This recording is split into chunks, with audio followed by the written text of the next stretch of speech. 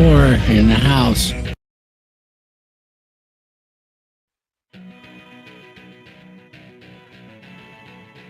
This was something that was evolved out of the church and became extremely popular in the late 60s.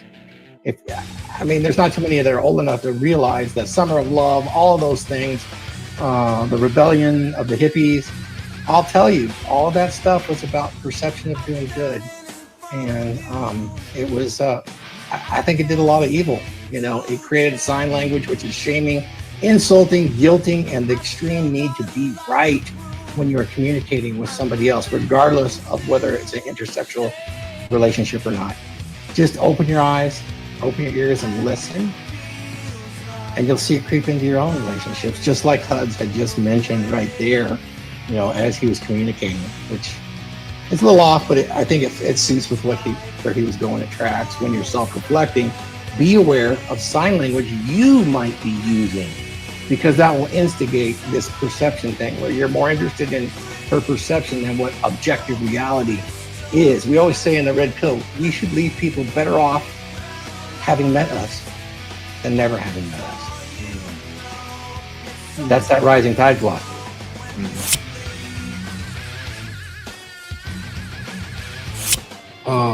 Really, money is a tool.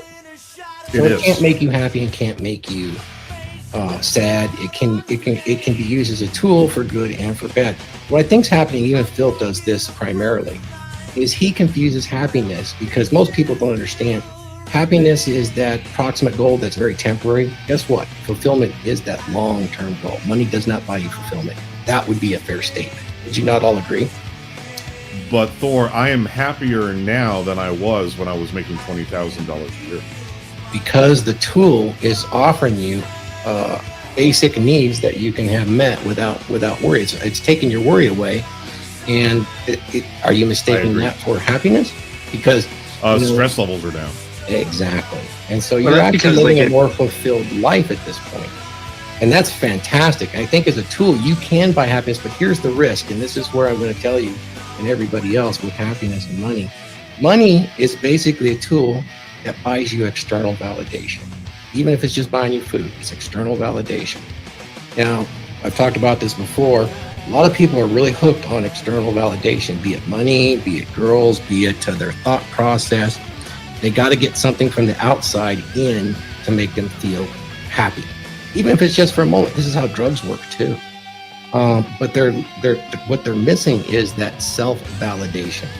Instead of that external validation, it's that self-validation. I'll use Cappy as a good example. He lives frugally, and he's still very fulfilled with life. Even though he plays an angry boomer online, in real life, it's not quite the same. And he understands how to validate himself. Even if he has no money, he can do that.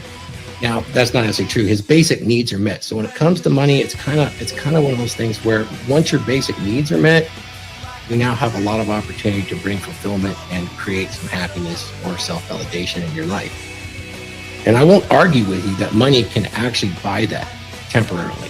Absolutely. It can buy you the food you need. It can buy you the relief from the stress you felt when you didn't have it. But I'll tell you this, there's a lot of people that don't have a conscience and they don't care about anybody else. It doesn't matter how much money they have. They're never going to achieve what you have, like, ever. They can have thousands and thousands of dollars, and what do? They just go from this validation to that validation. I'll buy this, I'll buy that. Look at me online. Look what I have. Look at the lifestyle I'm living. I will fake an entire lifestyle just to get somebody to say, wow, good job, dude. Money can definitely buy you those things. How do they fulfill you? So I come at it from the argument that money is quite useful as a tool and should be mandatory. That's why we talk about self-improvement. We talk about what? Money, muscles, game, frame. I mean, look where we put it. It's right up there. Exactly. Without money, your survival is not met, which is one of our primary drives, right? And if you don't meet that, you don't even qualify for the next part, which is, procreation. If you don't have it, you're not going to qualify because the gals won't let you pass due to Briffault's law.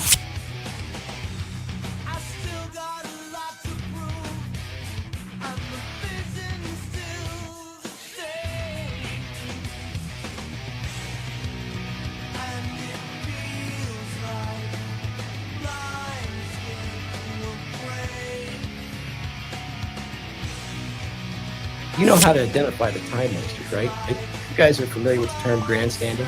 Oh, yeah. One person has to get up and grandstand, lick the boss's nuts, and then lick the boss's assistant's nuts, and then just go on and on about how wonderful everybody is, and that, you know, he's just so proud to be a part of his team. Oh, I've done this too. He slips that in, you know, kind of does that, or he delivers a shit sandwich. You guys all know what that is, right? All the good stuff, a little bit of shit in the middle, and then more good stuff. And they go on and on and on, on.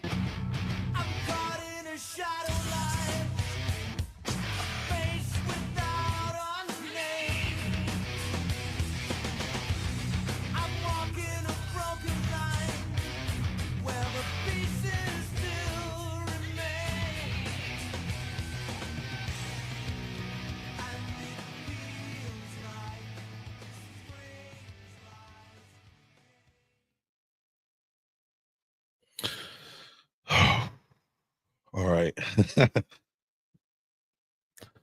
I had this prepared a lot easier. Good afternoon, good morning, everybody. There's a lot I could say about Thor. I could stand up here and talk to you about his strength, his wisdom, his voice, his leadership. And every word I would say would be true. But today, I don't just want to talk about the man who built the movement of a dominant masculine presence. I want to talk about my friend, a man who became my mentor, a brother, a father figure, and ultimately a soul that I had the honor to walk home. From the moment we met, Thor saw in me not just the vision of what people see online or on stage or on the screen, but he saw the real me. He saw the man behind the camera, the one who's been bruised, who's been betrayed, who's been burned. And he didn't flinch. He didn't judge. He stepped in and literally said, I got you.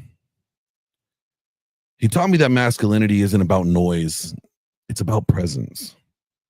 That real strength isn't about domination. It's about responsibility. He showed me that legacy isn't about how loud you roar, but who still hears your echo after you're gone. Thor lived with honor. He didn't care about clicks or clout. He cared about the truth, about raising men up, about holding the line when culture tried to erase everything sacred. He fought for fatherhood, for loyalty, for purpose. He gave every ounce of himself to the mission. And those that know him know about the mission. Even when his body was failing him, he never asked for anything he wasn't willing to give. He never gave advice he didn't live. And even in his weakest moments, when cancer tried to break him, he still found a way to lead. That's the kind of man Thor was. Our friendship was forged in fire. It wasn't just built on shared beliefs. It was built on a brotherhood, on sacrifice, and on showing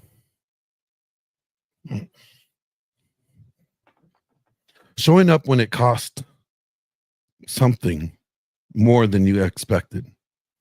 He knew my demons, and I knew his. And through it all, we sharpened each other up. We held each other accountable. We laughed hard. We fought hard. And we loved each other like blood.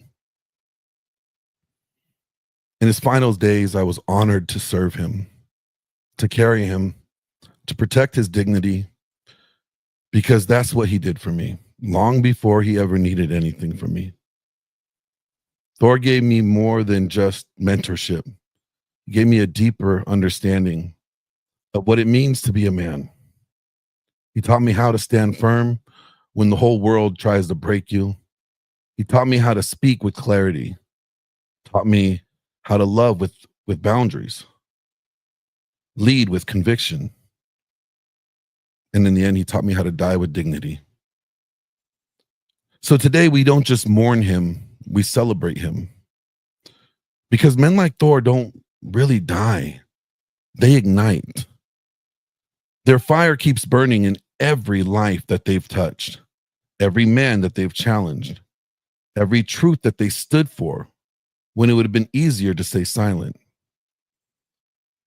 To the mighty man we called Thor, I love you, brother. I miss you.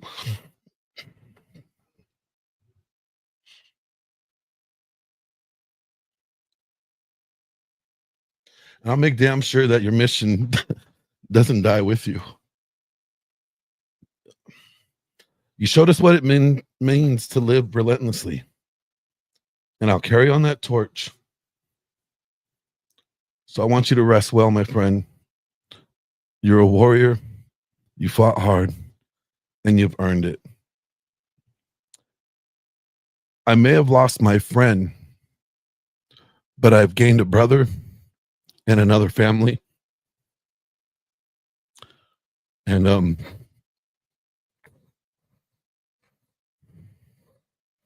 what's up, bro? Gotta get your mic on. What's up, buddy? I said I love that. That was beautiful. He loved you so much, man. He loved all of us. I just want to thank everybody here for, carrying on his mission and his legacy and honoring him, and just, all the advice that he's given. And, I hold it really close to my heart just because obviously he's my father and he's taught me so much.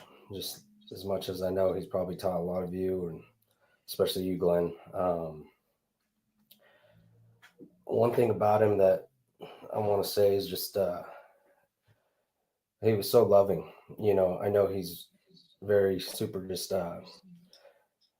tight, and just his mind was just really sharp, and behind all that was a very compassionate, empathetic, loving father to all of his children, his 3 sons and his daughter. And he's taught us a bunch, how to love, how to be mothers, fathers. And I'm really excited because I just had a new baby girl. So it was a little bittersweet over the last couple weeks with him going, and just being able to find solace in the fact that I get to pass on his legacy and his teachings to my newborn. And she's so beautiful, and I know he would have loved her so much. I don't know, Glenn. I could talk about my dad for hours, but I just want to honor him and say, I'm very proud to be his son. I know he was proud of me, and I know all my siblings could say the same. And as I'm sure as friends and mentorees, you guys could probably say the same thing. I love you, Dad. Well, Dane, I got a lot of people here that want your family to know how much your dad means to them. And you're the patriarch. You are the new patriarch of the family. We all pull our weight. And I want you to hear, I have your sister here with me. Your sister's in studio. Hi, she's here. Can't hear her because I don't let her have a mic because, she just talks and talks and talks. No, I'm kidding. But I want you and your family to hear these great stories. And I'm going to bring up somebody that your dad's oldest friend, Victor. Oh, and that's my buddy. Hey, buddy. I remember when you were still in your mama's belly. And then when you came out. Victor's amazing, everyone. He's been my dad's best friend for his oldest best friend. And Yeah. in bands together. My dad got me started with guitar when I was like 12, and always talked about his friend Victor, who could play all the Van Halen songs. And then Victor, No, you're the topper here. I know this kid, and he's really good. This family has this massive creative streak in it. Ever since I met them, his mom put Mitch on the Gong Show, and I remember that. And then, I mean, it was just never-ending stream of creative things. If it wasn't artwork or music or building things. Mike was always really into everything. You know, he switched from guitar to bass to play for us, for me and my band. And then when this guy came along, I mean, we were doing stuff. We'd started working out. We were doing all kinds of different things. So Mike knew how to weld. He was doing all kinds of crazy mechanical stuff. But if you guys didn't know, there's my amp table. There's a variety of different amps back there, and that's the company I started. And I had it was pretty successful. I have rock stars, including Eddie Van Halen. He was one of my clients.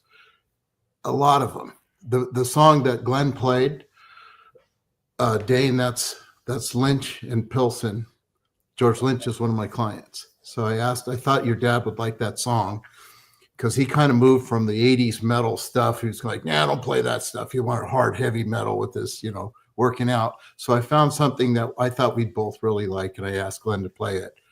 And that's what that was. So, but I started in this because Dane's grandpa, Mark, he was an industrial electrician. And when I met, I was 17. I think Mike was a year older. He's about 18. He had already graduated high school. He took the high school proficiency exam. He challenged it at 16, and he graduated. And his dad put him to work immediately with him in Bloomington, California. And they were doing, his father was an industrial electrician. So they were making, you know, he was making all this heavy duty stuff in the manufacturing plants, like the steel mills and places. And Mike was getting his hands, you know, he's learning all this stuff. And so he had also, his dad took a course called Cleveland Institute of Electronics. Before the internet, we used to do it by mail. And Mike took it. Mike also took that course and completed it. And it was an electronic study course. Well, because of that, I took that course and I learned electronics. And I wanted to learn it because I played guitar and I wanted to fix my amps. And so that's where I got started in it. I think I really got into it probably around 83, 84. I really started getting into electronics. But so that's where the genesis behind my electronics background. So if I hadn't met Mike, I probably wouldn't have started that amp company. And I probably wouldn't have attended all the Peter Frampton concerts. And who else did we go see? Sweetheart. ZZ Top, big client of mine, still talk to him. Who else? Victor, wasn't Dane a client of yours? Not a client, but he's an amazing guitar player. He blows doors on me. Did you go to Guitar Institute of Technology? I went to Musicians Institute, and then I became a professor there for a short period of time. Like professor. All right. Yeah, he's the smoking guitar player in this whole place. He's amazing, way past anything I and my friends could do. So, and it's just mind-boggling, right? So the talent just keeps going on and on in this family. So that's who they are. And you know, I had a lot of, you know, for all the things that happen, you weave in and out of life, all the different things. I saw these kids come into being, and then I saw his family change and grow. And yeah, I saw the things. You know, he went through an underground explosion. He went like this when the explosion went, and it burned his arms and his hands, and he was pretty bad off. Well, at that time, his mom was in the movie industry with Miko, and she got him into the Sherman Institute, a burn institute, and got him some special care. Stopped the pain. He was in terrible pain. And he was at home, and he was consuming, I think, like 10,000 calories a day, and then just falling asleep on the couch. So I show up, his dad's there, and And I'm like, I just didn't know what I could do to help. So I brought this big giant antenna that I put up for him so he could get TV services. And, he was like consuming all these potato chips and he just crashed right out. His body was rebuilding. And for years, he wore these gloves that would sand his skin, sort of keeping the scars from getting too thick. And that went down. And, years after that, I think he was with Missy shortly thereafter. He met Missy and they started dating. And they got that house over there in Apple Valley and he stayed there and just, continued traveling all the way down to Rosemead. And he started doing the jiu-jitsu. This is a guy who's on the road at least 2 hours in the morning, right? Commuting. Just enough time on the windshield to make anybody pass out. He goes through a whole work day, then goes to jiu-jitsu. And he's doing that. Then he drives home. He does it all over again, right? He's in bed, whatever that was. And then he's up and doing this commute, these 2.5 hour commutes, because the traffic's horrendous in LA. Death by 1,000 cuts every day you get on that road. And he's learning jiu-jitsu. He becomes a master and they tell him, hey, you're good enough. You can represent us and teach jiu-jitsu, which of course he starts a little studio. He's still working. And I took my son, Greg, and he went there and I tried it. I had a lot of trouble with my neck and shoulders, so I couldn't go into it too much. But my son, Greg, and then of course you, Dane, you did it.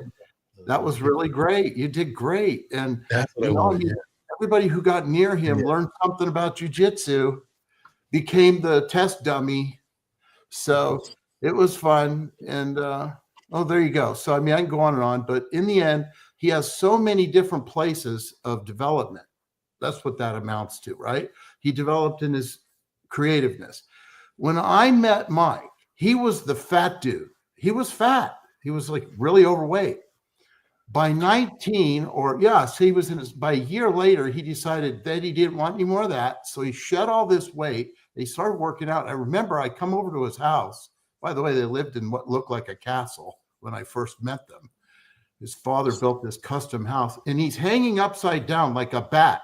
And he's doing sit-ups backwards, right? He's doing these sit-ups like this, or he's just laying upside down, flexing, and he's got this six-pack, right? And I'm looking at him like, shit, dude, you're way ahead of me. He just went from one thing to the next, kaboom, boom, boom. So that's how he was. He was mentally driven, very disciplined, always wanted to beat. He was very competitive, and that drove him. And also, I always thought he was a really good leader. He had a piece in him that made him capable of good leadership. He had a temper. He could get that on him, but it wasn't that bad. Most of the time, it was pretty good. If it was out of control, you just leave. So other than that, I never really had it. He was forever and ever. It's like my longest friend forever and ever. So there you go. And I would say to everybody here, him at this point in his life, this junction where he developed this new project. Okay, that's where his mind took him. But all the things in the past, his father was a big influence, right? He became a survivalist. He was really into guns and knives and all this cool stuff. That all comes from his dad, who was really good at that kind of stuff. He was a really smart guy. And so you guys see that what shaped him was his parents. He had a wonderful mother and a wonderful father. And his family was really a good family. And I think that's the moral of the story. Build a strong, wonderful family. Have faith in God. Don't separate yourself from God, because then you're nobody. Then you're just getting pushed around by the world. They've got nothing for you. God is the place to go. Once you've got him in your life, you're centered, you're strong. And by the way, just so everybody knows, my wife, who's sitting over here to the left, come here. She came with me when she very first met. Was it Mike that you first met? He was leading a Bible study. He had this group called the Way Ministries. It was a kind of like, it was this, mail order type of ministry. And he was having Bible studies in homes. So he used to lead those. That's the first time my wife met him. So he was a strong Christian when I knew him. He was very faithful. And so I don't know where he went after that, but Glenn brought him back, whatever he wanted to come back. And I just want to say to everybody, I'm not sure where your faith is, but for me, it was very important to find out that he had a salvation before he left this earth. And that's what I wanted to say thanks to Glenn for that. That's so important to me, Glenn. And I'm so thankful that you were with him. Thank you. And, God bless you, and God bless your, Dane, I love you guys. Congratulations. Yeah, congrats on the baby. My wife choked up when she heard you say you had a little girl. Do you have the same number? Yes, I do. I'm going to send it to you. We're going to text it. I have the same number. We love your family. I love all the Markinson family. I love you, Mary. If you're not there, I love all of you. And I didn't forget Molly. She was this little skinny kid that used to roller skate all the time when I'd come over. And, I love you, Mitch, even though I don't see you all the time. All of your family is my family. They kind of took me in. And, because I was being raised by my grandparents, and these people were really good to me. So that's the truth of it. I got a message here. I'm going to play, Victor, and then I'm going to bring everybody else up. I'm going to bring you down. Dane, you are going to stay right where you are, sir, because, that's your spot. So, but here, Miko is traveling right now, and he's unable to join live. He is watching, and he's in the chat, but he did make this message before he left for everybody. Hey everyone, this is Miko. I was Thor's youngest brother, and yes, I am Thor's youngest brother. That was weird. Hold If you say past tense or present tense. Here in the Dragon Ship studio, pre-recording this. I'm going to be traveling probably the day that this is shown, but I should be in the audience as much as possible if I'm on the road. What is your Thor story? My Thor story. I'm sure you got so many. Yeah, Thor was my oldest brother, but he was more like a father figure because of the age difference. He was having his kids when I was kind of first coming online. So when I was a kid, I kind of thought of him more as like an uncle, an older uncle, because of the age difference. But once I became a young man and was dealing with family drama, and my real dad wasn't the best guy, really didn't lead a good example, Thor kind of took that place for him. And I always looked up to him. He always treated me like a son, even though I wasn't one of his direct kids. He was always had good insight when I needed direction or some of the a male perspective to bounce ideas off of. And he was a great guy. It doesn't even seem real that he's gone yet, but maybe that's for the best so that I can make this video well put together. He will certainly be missed, and everything that my experiences with him and everything that he taught me, I will continue to live by and consider his thoughts and what advice he might give me in a given situation for the rest of my life. He was loved by many within the family and outside of the family. I see there's probably a lot of people here watching it today. And that just goes to show for that. Not sure what else to say. What is something that you think Thor would want everybody to remember him by? I would say it would be his beard, his yeah, his little stain. Yeah, I think he would want to be remembered as strong and capable, confident, all of the things that he was and what most people know him as. But I also, as a close family member, remember before he came to that realization. And he always was a good man growing up.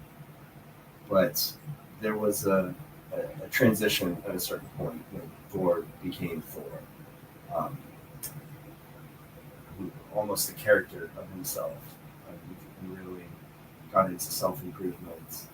And in a weird way, it's almost like two losses.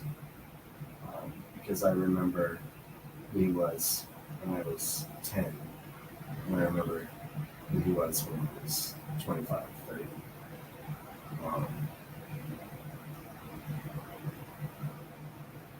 So it's almost like you're saying Mikkel, yeah. Mikkel passed away.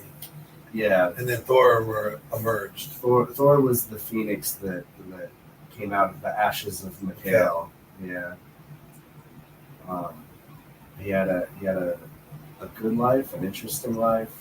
He was very intelligent. He was always wanting to pursue knowledge. He was obsessive in his pursuit of knowledge. Yeah, he was obsessive in his pursuit of knowledge and his hobbies and endeavors, almost to a fault at times. But I think people's greatest weaknesses are also their greatest strengths. They're two sides of the same coin. Yeah. I wish I had, in a lot of ways, I wish I had his drive and passion and tenacity in the things that he did. He didn't, when he got into something, he didn't take it at surface level. He would go deep. He would take that topic as deep as he could. And I think that kind of crafted who he became later in life as Thor. Were you part? All right. I wanted to bring up everybody else. And I'm going to drop down to give everybody the room. But Paul Bauer is our VP. He's been Thor's VP, the Dragon Ship. So, Paul, I'm going to have you just moderate, let everybody talk, and do your job, VP. I don't have any controls, but I'll do my best. All right. All right. Here you go. Yeah, who's cutting all the damn onions? That's what I want to know. Yeah, a lot of that going around.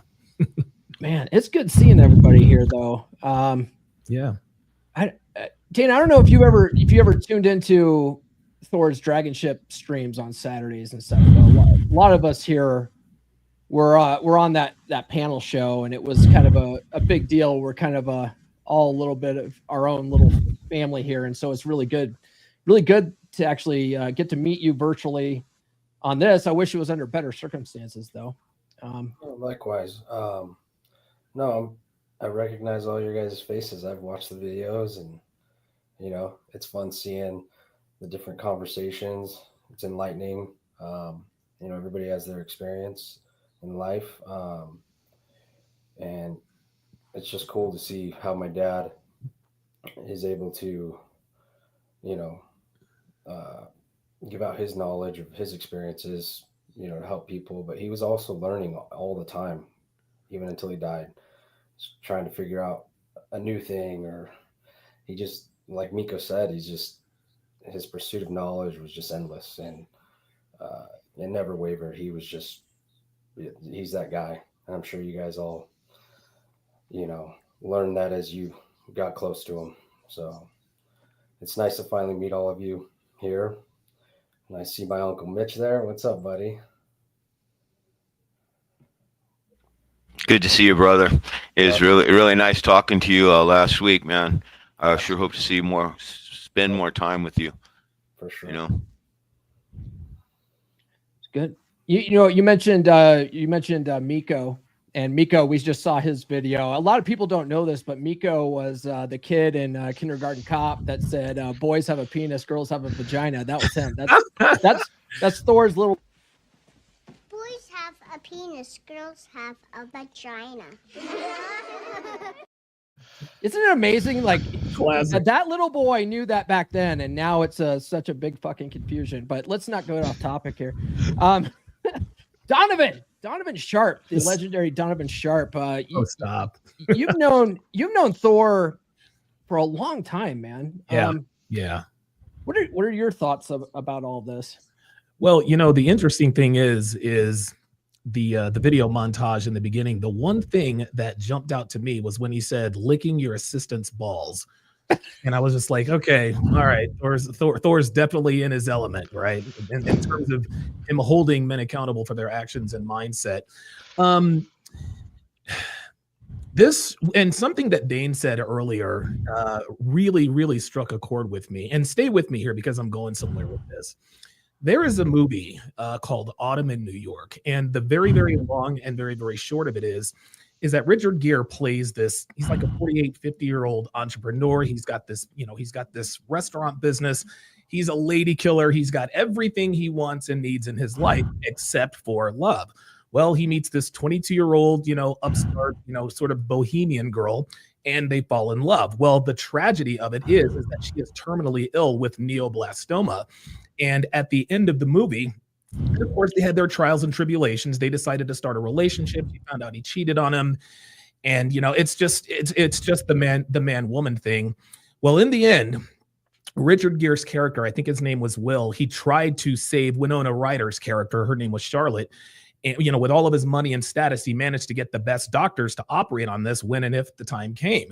And so they're walking in, I think it's Manhattan or Central Park. And of course, she collapses. They rush her to the hospital. J.K. Simmons is the doctor who is charged with the task of saving this woman's life. He comes out of the operating room and he throws down his smocks, letting us all know that clearly he was not able to save her. Of course, Richard Gere's character is absolutely devastated. He is tortured beyond belief.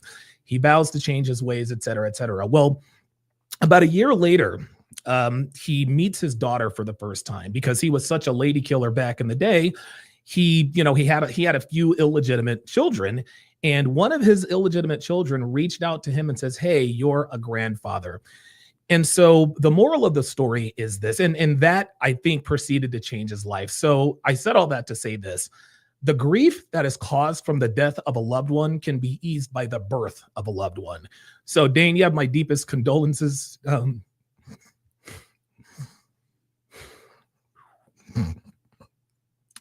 You have my deepest condolences for your loss, but you also have my sincere congratulations for getting the opportunity to pass on his legacy. And I'll end it with this. I'll land the plane here. This community is based on girls, game, muscles, all that good stuff. But what's really important at the end of the day is building a legacy to the point to where you can be on your literal deathbed, surrounded by the people who care about you. That is the meaning of life, guys. It's not money, it's not game, it's not girls, and all of those things can make life enjoyable for a while. I can attest to both the pros and the cons of all of that. But life is not about any of that stuff. What it really means is that you have people around you that you care about who also care about you. Well said. And thank you for the congratulations. Of course, absolutely. I'm very lucky right now. Yes. I had a great life with a best friend that was my father, and now I have a new best friend. So, and I'll tell you what, one more thing is I know what it's like. I know what it's like to grow up without a father that you admire and respect. And so consider yourself to be very lucky to have had a father like Thor, my friend, because I'll tell you what, man, had I had a father like Thor, I promise you, I probably would not have made the mistakes that I've made in my life. Al, I feel the same way. Thor has sort of turned into a surrogate dad to a lot of us in this space. We were all blessed to have known him. Speaking of another surrogate father in the space, Wraith he's also known Thor for quite a while. He's been very influential to a lot of men in this space too. Wraith, you want to share your thoughts? Oh, you're on mute. Sorry about that. I was following Tarl's direction to mute my mic. I agree with Donovan. A lot of people come to this space looking for, male, female, how do I do this and date and all that stuff.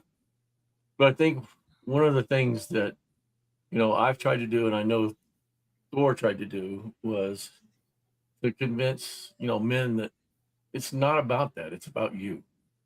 It's about you getting your headspace right and you doing the things that you need to do to make you a better person. And I think that's what keeps this group together, because we're in that space where we're always challenging ourselves.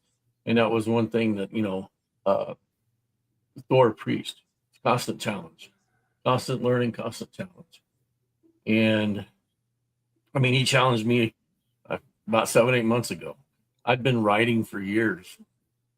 And when he asked me to write a book for his series, I said, I got one, but I don't know. He goes, no, he says, just send it to me. And I sent him my first book, which is a part of his series. And it was all for a good cause, and I'm not going to go into all that, but it's kind of spurred me to start writing or taking outlines of stuff that I had written over the last, I don't know, 8 to 10 years. Oh, wow. And turn them into, you know, books. And if he hadn't have done that, or if he hadn't had that need, I would have probably still been sitting here not doing that. So, you know, even I'm older than he was, but even he could inspire an old man. Right. You know, but I think what inspired me most was the friendship I had with him. I mean, we talked every week on the phone. Sometimes we get on, you know, and because he'd like to say hi to my wife and stuff like that. And you know, we met not long after my wife died, and you know, he was there, and he talked to me about it and stuff like that. And he kind of got me through some of that. We just become great friends. We had a lot of the same interests. Guns. I'm a big gun nut if no one knew that. And we talked about that. But we really talked about how do we help young men and, you know, even men our age improve themselves. And you know, that's where I met him at the point in his life. And I know he's inspired a lot of people. I know he's been a friend to a lot of people. And, you know, it's not often we're blessed with the grace of being able to give that to someone. And he had that more than anyone I'd met up until this point. He was always thinking about other people and how to get them, you know, where they felt they needed to be. Not where he wanted them to be, but where they felt they needed to be. So as a leader, as a mentor, as a friend, he was the best of all those at the time I met him in his life. I know his past history. We've talked about it. He knows mine. And we just kind of bonded over, I guess, the miseries of life that we both had, and then the celebrations of life that we both had. And he was just, I'm not going to say was, he is an all-around great guy. Because he always, excuse me, I've got a cold. He always lived, you know, in my heart and in my mind. You know, he's not physically here, but the words are always in the back of my head. That's good.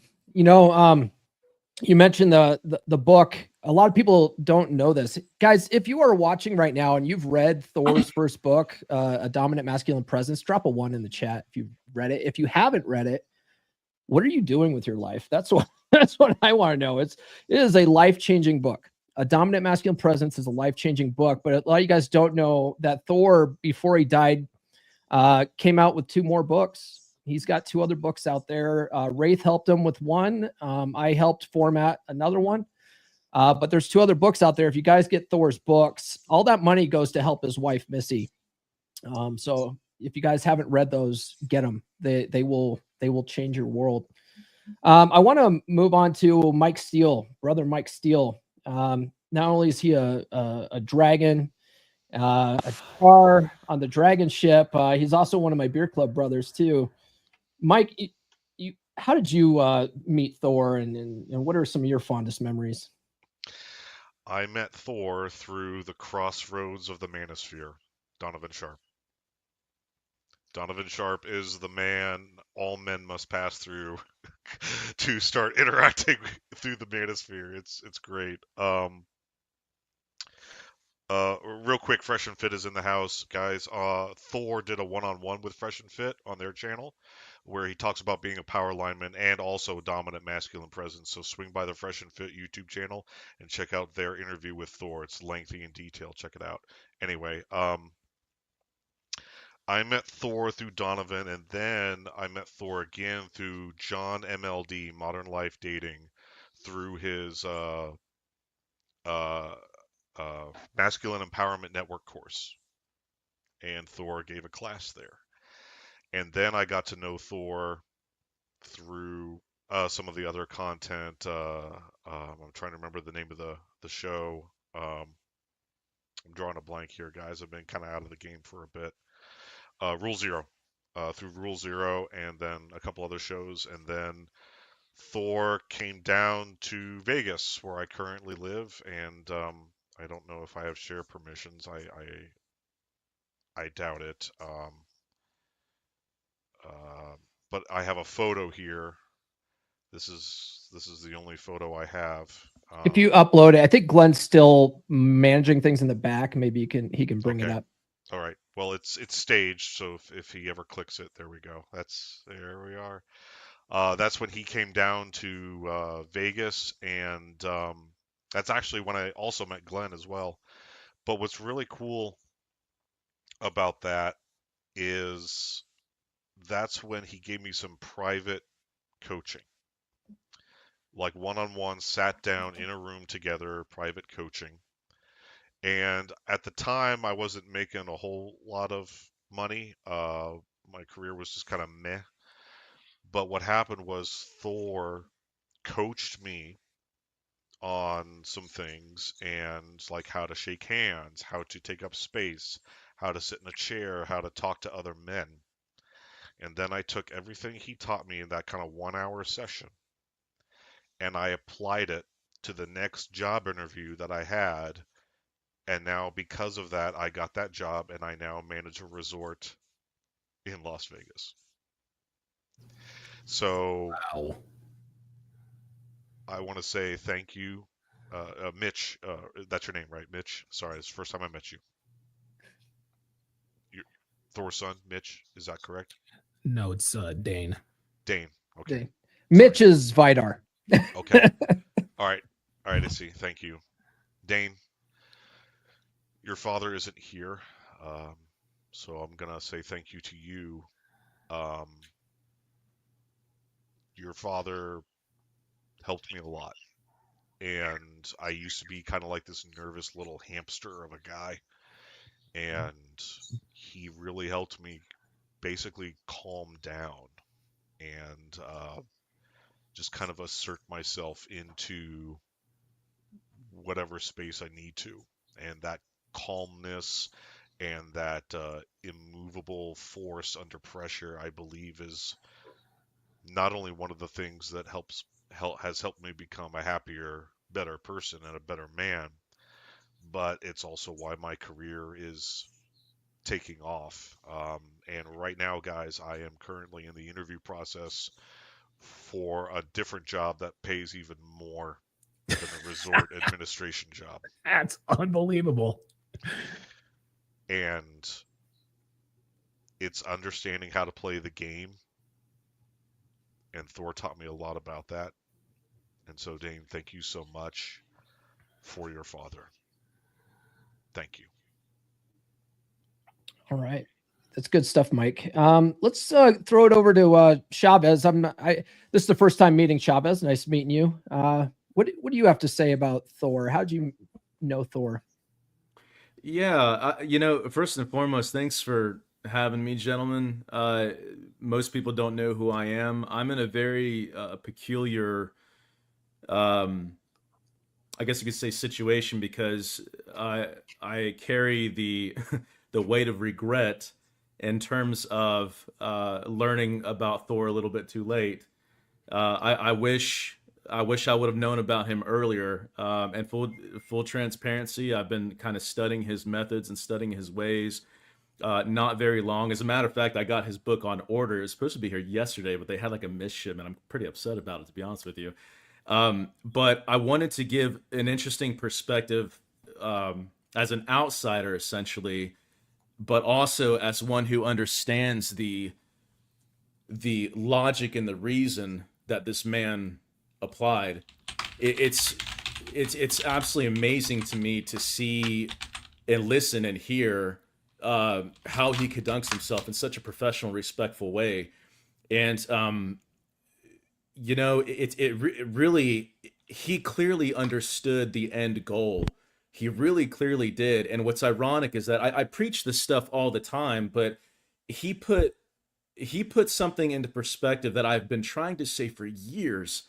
And I pride myself on my wisdom and my knowledge and all the books I read and all this other stuff. And I heard him say just one quote, and it really it really shattered me. It hit me, and I'm gonna share that with you guys today. I was gonna share and actually do an audio, but I'm having some kind of hiccups right now. But ironically enough, this was actually on the Fresh and Fit podcast, and it was the very first question that was asked. There was a young gentleman as a viewer who asked, or the question was asked rather, what is the difference between dominant and controlling?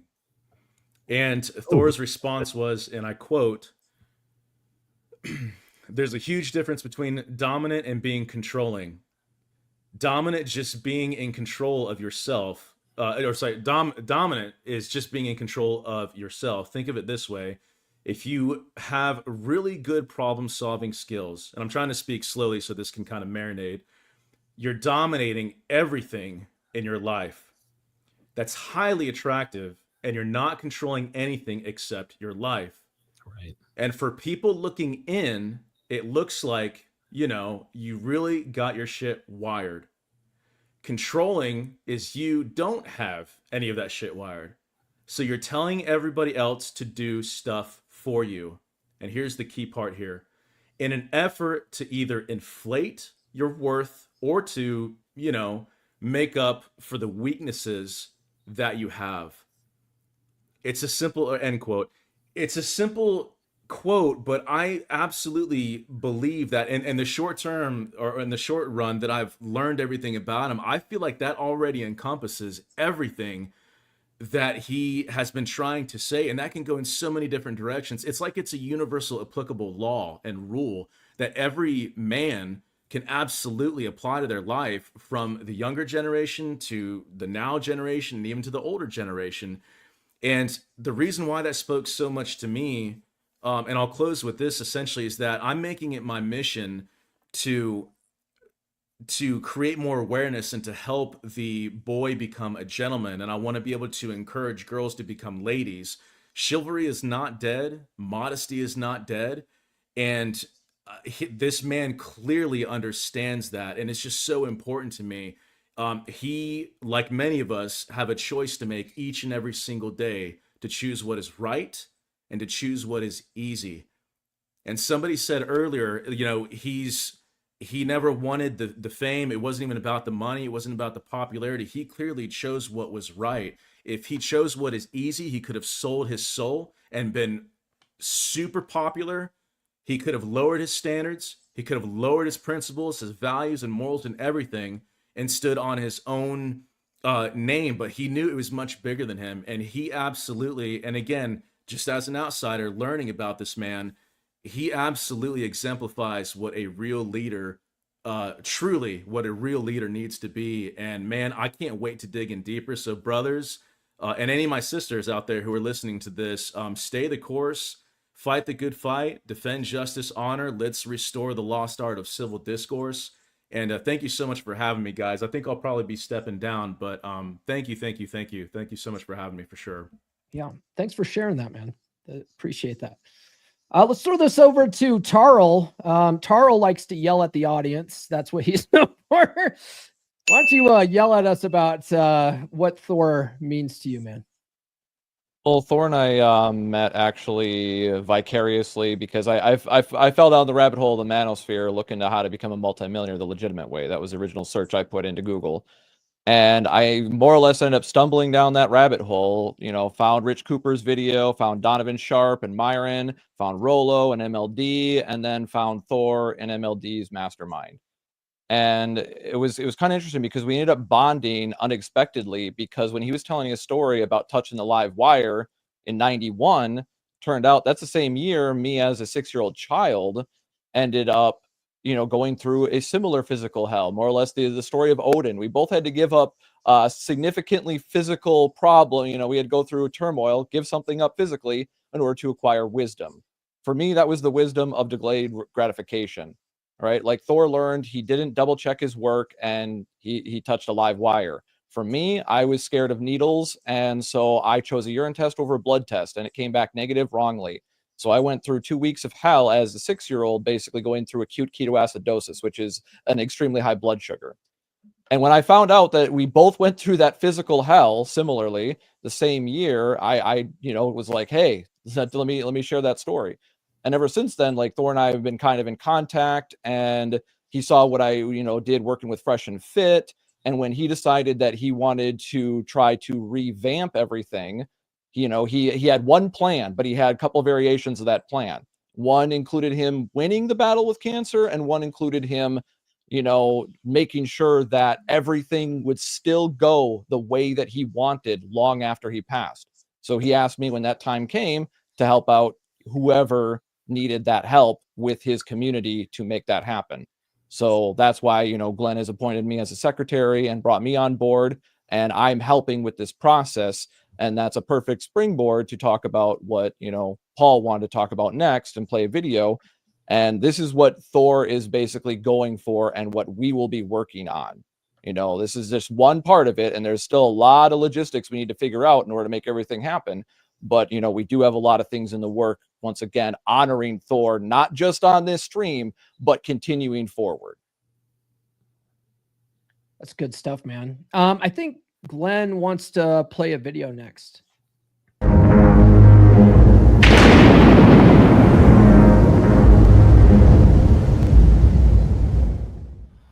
Gentlemen, there comes a time in every man's life that he must choose. Will I remain a casualty of my emotions, or will I rise as the commander of my presence? Too many men stumble across the red pill and get stuck these days. The truth, but they don't grow from it. They get angry, they rage, they point fingers at female nature and cry betrayal. A dominant presence doesn't need the rage. The truth has a fuel, an excuse, a fire that burns about purpose. He is in a forge, the man into iron, that forged man into iron. And when you are forged in a purpose, you don't have time to complain about women. You're too busy conquering your mission, too locked in on legacy, too focused on forging a brotherhood, building strength, and creating impact. That's what a man with a presence does. He doesn't flinch. He doesn't fold. He stands. He leads. And those around him feel it. Because if we're ever going to mend the rift between men and women, and if we're ever going to fix the broken homes, the fractured families, the confused sons, and the unled daughters, we need men of presence. We need men of purpose. Men who understand the weight of leadership. Men who move with enlightened self-interest, not selfishness, not martyrdom, but mastery. Men who are builders, not victims. Men who inspire with their presence, not manipulate with pain. And if you're that man, if you're ready to stop the noise, cut through the confusion, and step into your birthright, then it's time for you to join a brotherhood. not just any brotherhood, but the sons of Thor. But because in this brotherhood, we don't compete, we elevate. We know the secret that a rising tide lifts all ships, and we are that rising tide. So stand tall, brothers. The world is waiting for your presence to arrive. Let them feel it and join the sons of. Oh man, it's hard hearing his voice like that, you know, but it's good hearing it too. I want to throw this over to the lovely and rabble-rousing Gia McCool, who causes a lot of trouble online. Gia, why don't you share your thoughts on Thor? Oh, you know, he was one of the first people in the group when I started sharing relationships and my relationship that was there for me. You know, like when you come onto Twitter, as you all know, kind of get attacked a little bit. And he was the one that reached out to me. Gotta have a thick Yeah, skin. and I'm working on it. I'm not quite there, you know, but I'm getting better. And he was one of the first ones that was like, "Hey, like, listen, this is normal. This is what's happening." And I just like, he reminded me a lot of my dad, because I lost my dad in 2018 to the exact same thing, to cancer. And I was right there by his side through the whole thing. So we just had a lot in common. Like, I knew what was going on, and I just tried my best, you know, to it's just a shame because there was a couple times we tried to do live streams together or get together. He wasn't well. But long story short, yeah, I'm going to miss him. You know, I just want to be able to make sure that the message that he put out and all the work that he did is continued on the way that he would want it. And I don't want that to get forgotten. Yeah, I think that's good. I think a lot of, I don't know if people know the inside baseball about, you know, what's going on, but Thor handed over the reins of the dragons to Glenn. And I think that was the best choice, because Glenn had the most altruistic vision of what to do, and that was to keep Thor's legacy going. And so we're all lucky that Glenn stepped up and decided to, you know, carry that forward. And a lot of people also don't know this too, but for like the last 2 to 3 months, Glenn's literally been living with Thor and Missy and helping them out. Yeah. That's selfless, you know, like that's nobody in the space would have done that. And so Glenn is he's really a good man for doing that. Gia, how did you first meet Thor? Online, like how I met all of, you know, all you and, you know, yeah, all of us weirdos. That's kind of the beauty of it. You know, you get a chance to hear what people's thinking, and then when you meet them and actually have, you know, the relationship develops. It's the beauty of social media. It is too, and you know, that's how I met Thor too. And I wrote the foreword in his second book, The Superhero Inside, and one of the things that I talk about is how I first found Thor. He was just a dude in the comments, you know. He was just right, just a dude in the comments, and I'm like, oh, you know, and as you know, as someone who's, you know, influential online, you start to notice the same people all the time, and you start to develop sort of a relationship with different people in your audience, especially the regulars. And so Thor was kind of like that, one of those kind of guys. I thought he was just, you know, a normal fan of the Manosphere. And then one day I tuned into a Fresh and Fit episode. I think it was one of Donovan's CMEs down in Florida, and like everybody in the Manosphere was on that Fresh and Fit episode, and Thor sitting there, and I'm like, oh yeah, that was great. I was like, what the fuck? Who is this guy Thor? He knows the Fresh and Fit guys. Like, that's crazy. And you know, if you guys haven't heard of Fresh and Fit, you must be living under a rock, but they're like the biggest fucking men's podcast on the planet. Right. And so to see Thor there, I was like, who is this guy? Right? It made me ask that question, who is this guy? And then when I got invited to be on Rule Zero, Rolo brought me on, and then like 2 or 3 weeks later, he brought Thor in, and that's when I really got to be friends with Thor. And Thor invited me on the dragon ship, and I thought, yeah, I'll throw this guy a bone. you know, I'll do a dragon ship stream, and I ended up doing it for 3 fucking years straight, giving up my weekends for 3 years straight, doing Rule Zero and dragon ship back to back. And so, yeah, it's funny how things sort of play out in this space. But you're good people. One of the things that Glenn also mentioned too is that Thor had this idea of the Shield Maidens and doing a whole panel show of just women, and he invited you to be a Shield Maiden. Yes. So, that's why we kept on trying to do these meets. And every time we would come on, like the last time, he just wasn't feeling well. So me and Glenn would, keep going. But yes, that was his idea. So I just want to respect that and help as much as possible. That's great. Glenn was saying he wants to bring up Ashley, Thor's daughter, to say a few words. Glenn, you want to bring her on up?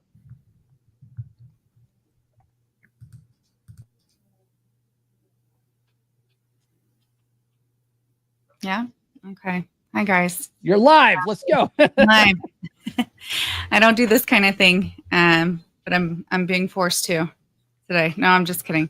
I'm happy to be Don't here. Don't be nervous. There's only half a million people watching. No big Hey, deal. brother. Hey. What's going on? Lane stuff. I love you too.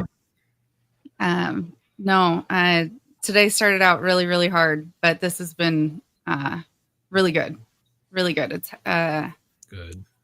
Yeah, and I'm here on behalf of my mom too, because this is hard for her to do this as well. So, but here I am, and I honestly don't even know what to say.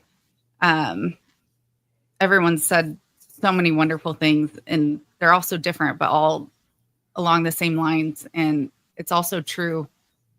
And you guys heard my uncle Miko talk earlier, and I kind of felt the same way with him. Like, there were 2 different versions of my dad. And obviously I got a lot more of the McHale version. And, those years with him and all that time, and it really formed me as the person that I am today. And I'm so thankful for all of that. And,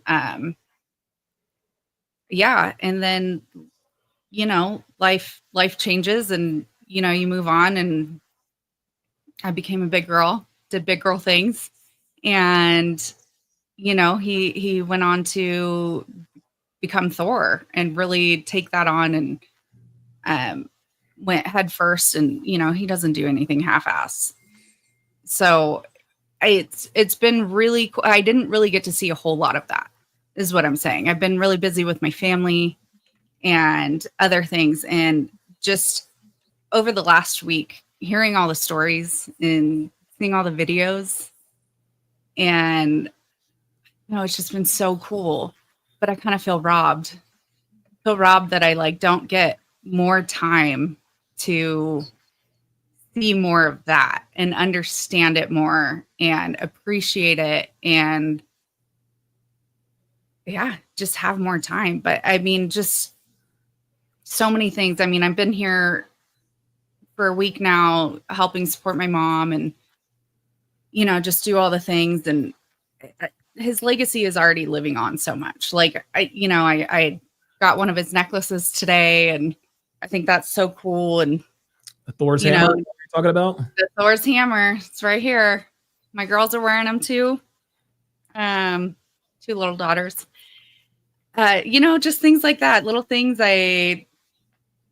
Whether it's his puppy that he loved so much, just like seeing pictures of her. And I mean, that was so cool. And things, I don't know. I've been raiding his closet while I'm here, stealing all of his sweatshirts, and just, I'm curious. So I have a son and I have a daughter, and I tend to give them 2 different pieces of advice when it comes to life and relationships. There you go. I'm curious. Because I know what Thor would say to a guy. What kind of lessons did he teach you being his daughter? So many, but mostly Go to college and find a husband. Really? Yeah. There it is. That's essentially the advice I give my daughter too. That's it. You know, and I think my daughter, I tell her, I don't know, get married, please do. It's going to be beneficial to you. And for my son, I'm like, don't get married. There's no benefit. Do it. That's funny. That's really funny. Oh my God, that's funny. Oh man. Paul Benjamin, Apex Mindset showed up. Hey, what's going on? fellas? You finally made it into the chat. I saw you saying that you couldn't get into the backstage. It was full, huh? Yeah, it was full a couple of times I tried. I've been listening passively, for the last hour and a half. I mean, you guys are doing a great job. So I just wanted to kind of come in and pay my respects. Really, that's it. I mean, this isn't, this is about Thor, really. Anyways, that's all. I'm gonna go back inside with my mom. Thank you all, everybody. I appreciate thank you for sharing that stuff, Ashley. Thank you. By the way, I think this is worth noting. I think that there are a lot of people in the chat who probably don't realize that Thor is actually his name. That is the name that is on his driver's license. So yes, this wasn't a shtick. He didn't decide that he didn't go see the Avengers and decide no. This man's name was really Thor. Oh yeah. No, it's funny. I first met him too. Like I met him in California, like in person, right? And I'm like, wow, dude, this guy is really eccentric, right? But like really cool at the same time. I'm like, he's named Thor. He has this whole Viking image thing happening. He like looks like it. You know what I mean? I'm like, but he had such a presence about him though that was really unique. He just had a good, solid masculine presence. He used the title of his book, a dominant masculine presence. It's like, and real recognizes real, so like, you're just like there, you're with this dude who just seems to be relaxed and, there was nothing fake about him, even though his name was Thor and he had a Thor beard and he looked almost like comic book-esque, but not at the same time. You could tell he was very, very authentic. Is very much who he was. And then as I got to know him more and got to see like old pictures of him and stuff like that, and then like when he kind of had this like transformation, I'm like, well, that's also really a testament to someone coming into their own masculine identity. You know what I mean? To throw the word masculine around a lot or whatever, but coming into your own identity, it's like, he was living his life a certain way and some things weren't setting well with him, and he really did a lot of self-work to become that better version of himself, that best version of himself, and really who he authentically was.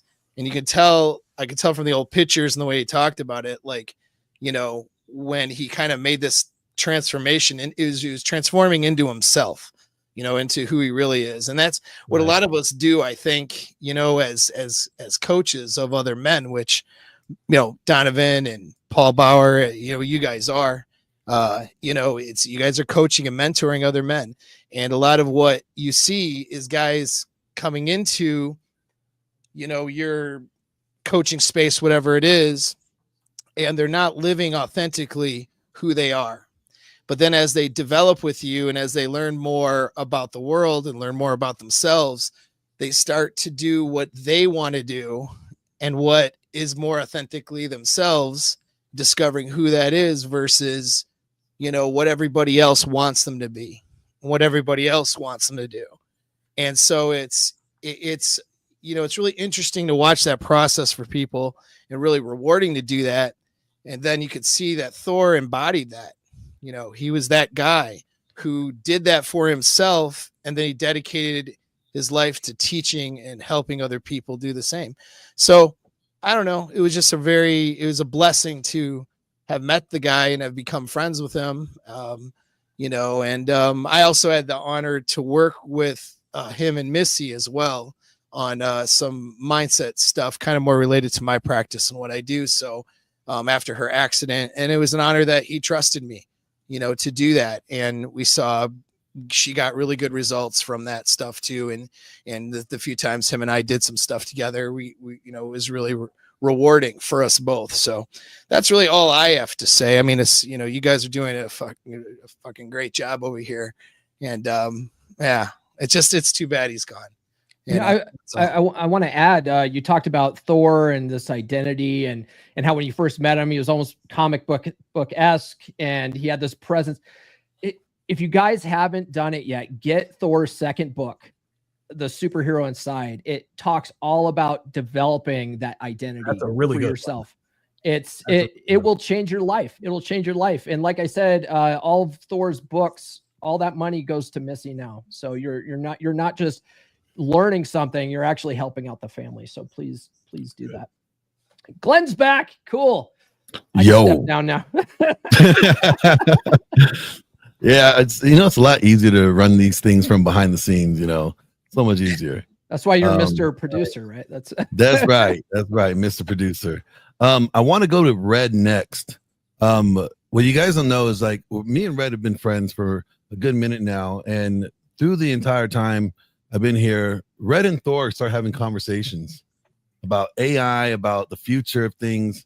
And I'm also going to bring up Ticky Tack here in a minute to talk about something that Thor's vision that we're putting into action really soon here. But go ahead, Red. Hey, Glenn, thank you so much for allowing me to be a part of this. I know I'm kind of a new guy on the block. My domain is more Twitter and not YouTube, and the live streaming, there's legends on this stage. So I really do feel honored to be here.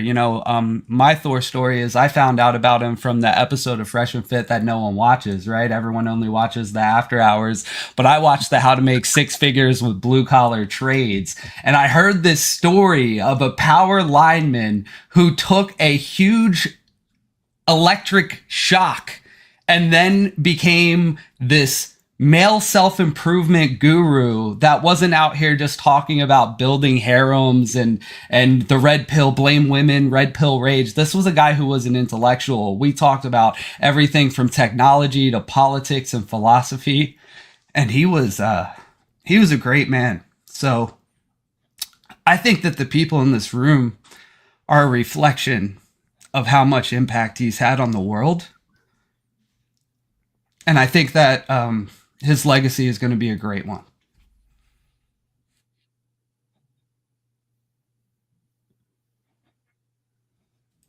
No, his legacy is vast. His reach is worldwide. Randall has been here from the very beginning. Really quickly, Glenn, Randall, if I'm not mistaken, I think you were at CME too. Am I wrong? I think Randall was there. Randall, your mic's off. There, and that's probably, yeah, your mic is off. Yeah. I remember seeing Randall at CME 2 and possibly CME 3. I don't remember exactly, but my guess is that you probably met Thor at CME 2, which is the one that he had come to. And I remember this story. I remember a story you told everyone. You said that you had lost a lot of weight and you ate your way back to 250 pounds or whatever. I'm just making sure I have the right guy. Okay. That's what I thought. I want to say something real quick, Donovan. You brought up that, Thor wasn't a character. That was really his name. What are the odds that someone named Thor would go on to be a survivor of an electric incident? I mean, if there isn't a such thing as some sort of divine, whatever you want to call it, there's a divine plan to what we're all going through in this world. Whether I'm not going to be here speaking about religion, but I will say, what are the odds of something like that happening? Someone named Thor survives an electric shock as a power lineman and then goes on to create content that inspires men how to be superheroes in their own lives. I used to be a video game addicted dork who had no prospects in life, and I came upon this part of the internet, the red pill, the manosphere, whatever you want to call it. And I have significantly changed my life because of people in this room, because of people like Myra and Fresh and Fit And because of Thor's books, once I found out who he was, what his story was, and I read his book, this has had a real impact. This isn't a bunch of people just talking on the internet for their own vanity. Many people in this room aren't just trying to improve their own lives. They're trying to improve the lives of others, whether it's Gia trying to improve the lives of women, whether it's Donovan, Glenn, and many others on the stage who are trying to improve the mindsets of men. This isn't something that we're doing out of full-blown narcissism or a quest for influence. This is something that is actually changing people's lives. And if you ever look at IRL red pill content, how many men do you see coming up to these influencers saying, you changed my life because of your content? I go to the gym because of your content. I'm building a business because of your content. Me and my wife are in a better place in our relationship than I've ever been. That is not insignificant. That is something that matters. It's important. And I think Thor's contribution to that moving forward is going to be extremely significant. And just so you guys understand, that's why we do it. Okay. Yes, the money and, everything that comes along with it, it's nice. I'm not going to lie. But when you get stopped at the airport, when you get stopped, at the grocery store, nothing, there are few feelings in this world that a man can experience more of it's almost like an adrenaline rush than another man coming to you and saying, hey, it's because of you that my life is better. It's a truly humbling experience. And I don't know if I'm speaking for myself here, but to me, that is by far and away the most rewarding thing about being who and what I am. Yeah. And I want you guys to know, Thor was very serious about this, but Thor also had a very, very comedic side. And even in his final days, he wanted to make his pain laughter. Right. And I'm about to play something with you guys that Thor and I created, kind of just making fun of, what it's like being his caretaker. Yeah. So, hey, before you do that, I don't know. You can actually make money doing this stuff? Hey, fair warning, there's no nudity in this. Is there, Glenn? This one, there's no nudity. No nudity. Okay. You're good. Just making sure. All right. Good stuff.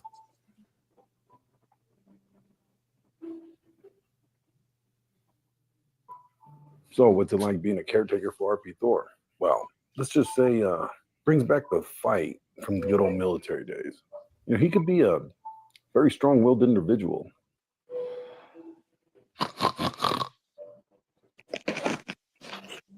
Rise and shine, you grumpy old bastard. It's another beautiful day of me keeping you from falling apart. I swear to Odin, if you don't let me sleep, I am going to create the largest fart cloud. You will be questioning your masculinity for the rest of your life. If I ever smell what's brewing in your gut first thing in the morning, I'm quitting on the spot. Get up before I have to drag you out of bed like a sack of potatoes. I'd rather be in a coma than hear you nagging. Trust me, so would I. Now let's go before I start spoon feeding you like an oversized toddler. Will there be airplane noises? No, but there will be threats of violence if you don't move your ass. My approach is be an asshole, complete asshole. That's right. I want him to realize every waking moment that he's alive that I'm an asshole.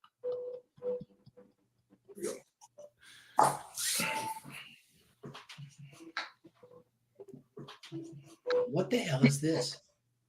Yogurt. Breakfast of champions. What kind of bitch ashery is this? Look, old man, the doctor said no more greasy food. So it's either this or I'll blend it and then I'll force feed it to you. I'd rather eat dirt. You probably already have. Now shut up, eat your damn yogurt before I shove the spoon down your throat sideways.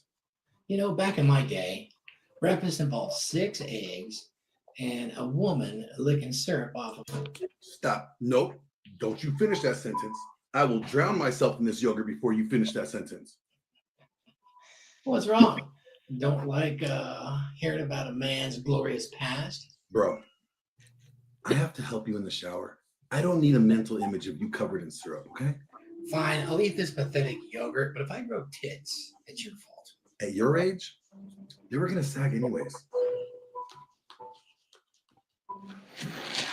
This is bullshit. Walking isn't for men built like warriors. Yeah?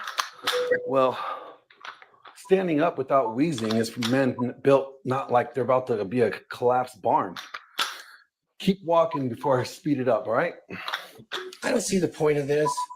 When I was in bed with women that were half my age, that was all the cardio I needed. Bro, last time you went up a flight of stairs, you almost passed out. I thought I was gonna have to drag you around like a wounded warrior. Look, if I start sweating, I'm calling it quits. If you sweat any less, you're gonna turn into a beef jerky. I do taste delicious. What is wrong with you? Relax, you can look, just don't touch. Oh my gosh, I want a refund on my life choices. I don't need a shower. Women love my natural scent. Your natural scent has been banned by the Geneva Convention. Now get in the shower before I throw you in there like a misbehaving dog. Look, Glenn. If you scrub my back, I promise not to moan too loud. If I hear one moan, I'm calling a priest. I'm not playing with you. You know, I once had a woman bathe me in a hot spring, totally naked. And now you got me, fully clothed, disgusted, and questioning my life choices. Life is funny like that, isn't it?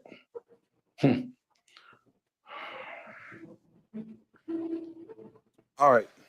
You're fed, medicated, showered, and exercised. I don't want to hear anything unless it's an emergency. Do you understand? Look, I have deodorant on. What if I get lonely and need to canoe on? Then hug your pillow and pretend it's 1983. All right? Son, you know I once had one. Stop. I already know where this is going, and I don't need that mental image, okay? What, you don't want to hear about the time I... Good night. Good night. Go to sleep.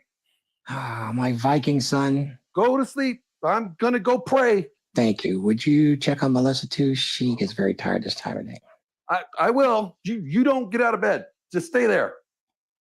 It works. It's good for him. Yeah. You know, I should probably open up like a boot camp for the elderly. Your parents are acting up? Send them on over. Send them over to boot camp. We'll get them straight. Yo, well, yeah. Classic. Nice. Dude, that Content creator to the very end, Donovan. Content creator through and through, man. I mean, in the middle of pain, in the middle of agony, in the middle of, fighting this fight, to be able he still wanted to make funny content. He still wanted to bring joy and inspire people. And he was relentless to the end. And he did well. He always did well, even though the script we had to re-edit multiple times. But it was still great. Still great. That was good. That one was better than the other priest video you did with Hey, we don't talk about the priest video. No. I don't think anybody does. But I wanted to Red, I'm gonna bring you down. I wanted to bring up Tiki Tech, who's helping us with the next project that Thor wanted to do. So Red, any final words? Now, I will say that this is a true testament to someone's legacy, because not everyone on this stage right now, not everyone in this space can get along all the time. There's many people on this platform that have beefed for various reasons, but when it comes to celebrating somebody like, yeah, Donovan, you better hide. They've been trying to set me against you for months on Twitter. Yeah, it's been a straight war. I say to them, get in line. Yeah, right. All right. Now, but this is the point. The point is that someone like Thor had such an impact that people are willing to put their differences aside to come together to celebrate him. That is a legacy that I hope that when I leave this world, I could leave behind as well. So thanks for having me, Glenn. That was Awesome. that was actually one of the things that Thor really wanted to put out there in this space too, with the dragon ship. That's why he said the dragon ship is the rising tide that lifts all ships, was because we actually do better when we work together than we do when we're beefing over stupid shit, Yeah. And so Tiki Tech, go ahead and introduce yourself, and why you got such a great name like Tiki Tech. That's mainly And, the reason why I'm sticking around right now. Yeah. to do. I want this explanation. And I want you guys to hear, like, when Tiki Tak started Thor's book, he sent me a message, and he's gonna share what he sent, but also how and what project that Thor enlisted him on doing. That's gonna really impact everybody in the future. Go ahead, Tiki Tak, take it away. Yeah, sure. So where I came up with my name, I was actually 14 at the time when I came up with that. I was thinking of the sticky tack on like the teachers' walls where they hang posters, and that's where it came from. It's nothing special. I thought but- it was a basketball reference, like they're calling ticky-tack fouls or something like that. I might steal that for another show. There you go. I'm a sports nut, so Yeah. So I actually I came across Thor's book just only a couple of months ago, and after reading it, even into the second chapter, the only thought in my head was, "Wow, this guy's a fucking genius." You know, it's he is speaking the words that I've been trying to communicate to a lot of young men for so long, and how to develop and improve themselves. And it's like the mission within young men right now is to, you know, find women, have a family, be successful, all that kind of stuff. But it starts with themselves. It starts with developing who they are as a character. And this is where I believe that dominant masculine presence has brought in the message of how to do that. And once you improve on yourself, everything else just starts falling in line. It's like everybody around you starts improving. The women find you more attractive. Your life gets a lot better financially. And off of that, it's I feel like it's a great mission that everybody should be getting behind on in order to communicate to young men. So why I bring this up is when I spoke with Thor, alongside with Glenn, it's he brought up an idea for an app. It's a mobile app that allows for mentorship. The idea being is that people can hop in onto this app and start scheduling meetings within the dominant masculine presence brotherhood, and be able to learn through the mentorship on things they may feel like they're falling short on or they need help on. It's because Thor's book, it's a great primer to get started. It has a lot of valuable information in order to help you out, but everybody's situation is very unique. And that uniqueness is where they will sometimes need consulting. They'll need a mentor underneath them. And I know through my life, mentorship has always been a very amazing thing in order to actually build my own individuality and my own strength. And I feel like a lot of that's now lost in this online era. And this is where Thor's app and being able to create a way where people can actually schedule with mentors and get those lessons is going to be a valuable tool in helping the young generation thrive. So it's I guess last comment I'll throw in there is I think it's pretty amazing how even after Thor's passing, he's already planted enough seeds for his mission to continue on. And I think I'm just one of those seeds right now. So I'm not going to take too much time. I know that the times that I spoke with Thor, the couple of times, he was a very humorous person, even up until his death. And that is a great character to have. But I just want to pass that message along to say that his mission is not over, and it's only just starting a new phase. Good stuff. That's good. I didn't realize Glenn stepped down. Oh, that's right. It just was dead silence right after. Yeah, let's throw it on over to Laurent, our financial guru over in Tokyo. Good morning, gentlemen. So my first encounter with Thor was through MLD.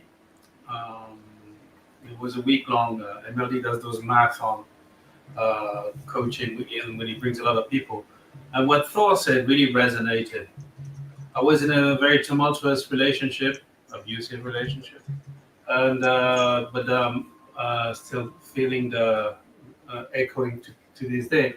And then we built a relationship with Thor because what he said, I mean, he's walk to walk. So this is why his voice resonates through with other people, because it's walk to walk. It's not just talk to talk, it's walk to walk. So it really resonated, and the details in his story were really salient. So fast forward to 2020, I think COVID happens with James Miller, who's not in the panel today. We realized, oh shit, this is the time when everybody lost money on the markets, so on and so forth. So we did a mini series with Thor. We brought the idea up to Thor, like, hey, this is the time where everybody's going to hide under the desk. Let's do a mini series about financial. We call it the plunder, and it was five parts. And this is really Wall Street level. And I remember because at that time, MLD was trying to do something about money and all this. And then he was listening to it like, dude, this is good shit. I'm gonna plunder the plunder. Thank you very much, MLD. So, but it was really good, and it was done under the auspices of Thor because it was really done from a caring place. And this is the great thing about Thor. He was caring. It was not judgmental. It was a kind of tough love. And so it's always been there. He had this humorous, facetious side. There's this very caring side, and also tough love, because we need the tough love. Also, the first time I heard the name of Thor was through Paul Apex Mindset, because Missy had just had this accident, and Paul was doing a fundraiser, to which I contributed, by the way, Paul. Thank you. Yeah, I remember, which is awesome. Thank you. And, final words, I would say that Goethe, the German poet, said that there are two types of immortality. There's the little immortality and there's the great immortality. So the little immortality, or small immortality, is when people knew you remember you after you passed on. The great immortality is when people who didn't know you remember you after you passed on. So I think it's incumbent upon all of us to carry the torch forward, to make his legacy alive, and to keep going. I mean, he touched our lives, he helped us, so the least we can do is carry on. Yeah, that's good, Laurent. That's good. Let's throw it on over to Chris. Hi, guys. This has been a wonderful stream. It's really actually been very inspiring to hear everybody talk about what Thor did for them. I mean, it's just so beautiful. You know, we don't do things like this because someone has died. We did them because they lived. And Thor really lived.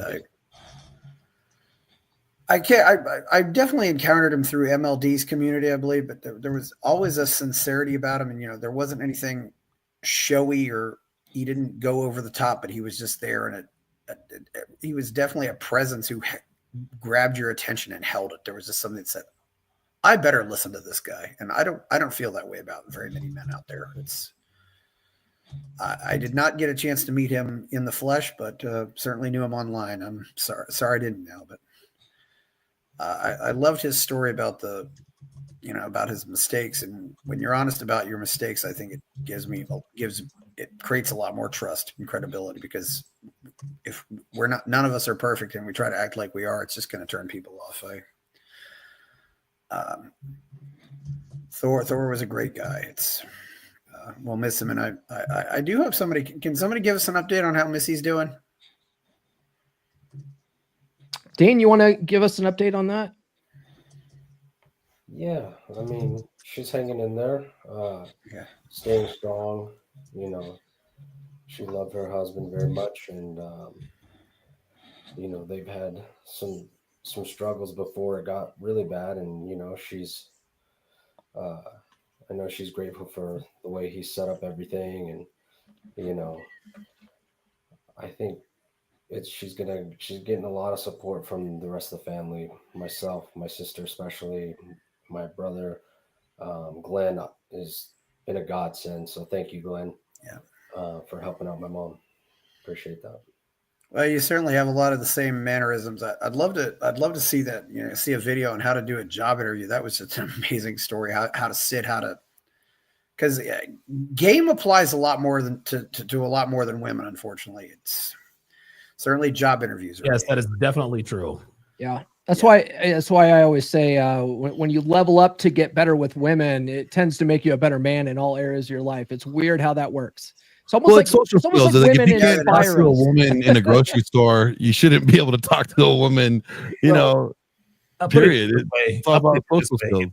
If you can conquer women, you can conquer damn near anything. And I think that's Yep. that's the reason why when guys figure out women, they tend to figure out other things just because of, simply because of the similarities that come with the principles of dealing with such, like you were talking about earlier, the job interview. 100%. Yeah, it's how to do a job interview. I'm ashamed to admit I didn't realize Thor had 3 books. I just went and bought all the Kindles, so it's a really amazing story. Just certainly sometimes that when my own father died, I remember one of the first things that hit me was, well, if I ever have any kids, they'll never know them. But it's but you have these legacies, you have these now we have all these videos. There's so many ways we have to remember people now that we didn't have years ago. We have the videos, we have the recordings. It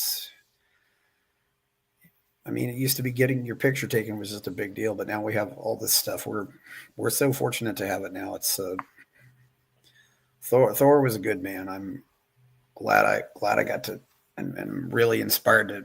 This has really been an inspiring day. It's nice to know that there were so many people who loved him, and this is the kind of funeral we all want to have. So thanks, Thor. Thanks for everybody who showed up today too. So thank you, Chris. Randall.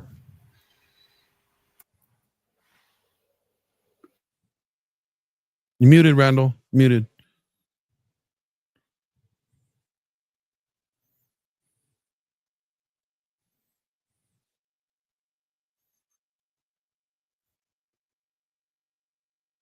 Randall has any technical difficulties, but he'll be. Yeah. Every once in a while, StreamYard can be incredibly temperamental. Sometimes you'll do everything right and it still goes wrong. This is just the nature of the beast.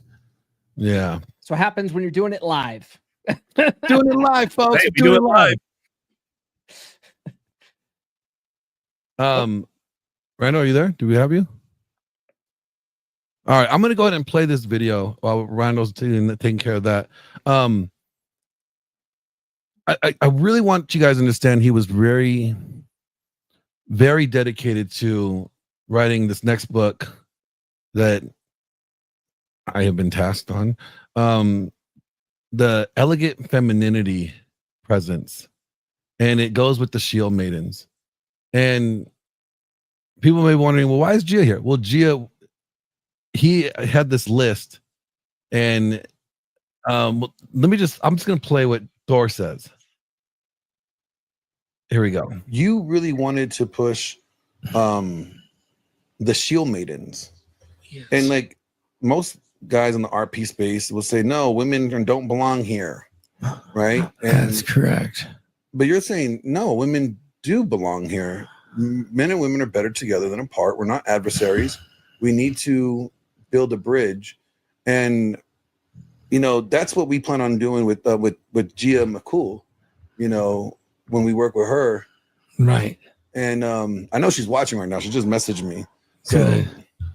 you want to say anything about like the idea of why you wanted to do the Shield Maidens and why you think Gia would be such a great Shield Maiden?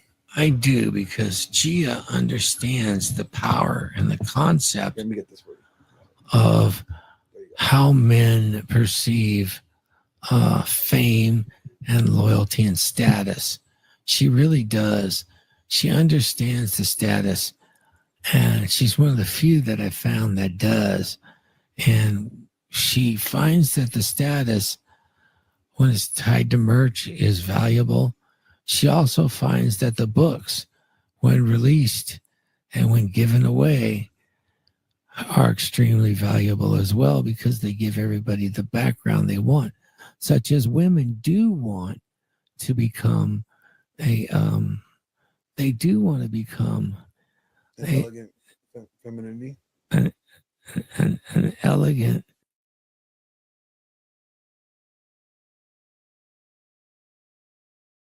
Sorry there. So he ends it by saying women do want to become an elegant have an elegant feminine presence. And Gia is out there taking hits from everybody left and right, from people in the space, other creators, women outside the space, because she's betraying the sisterhood.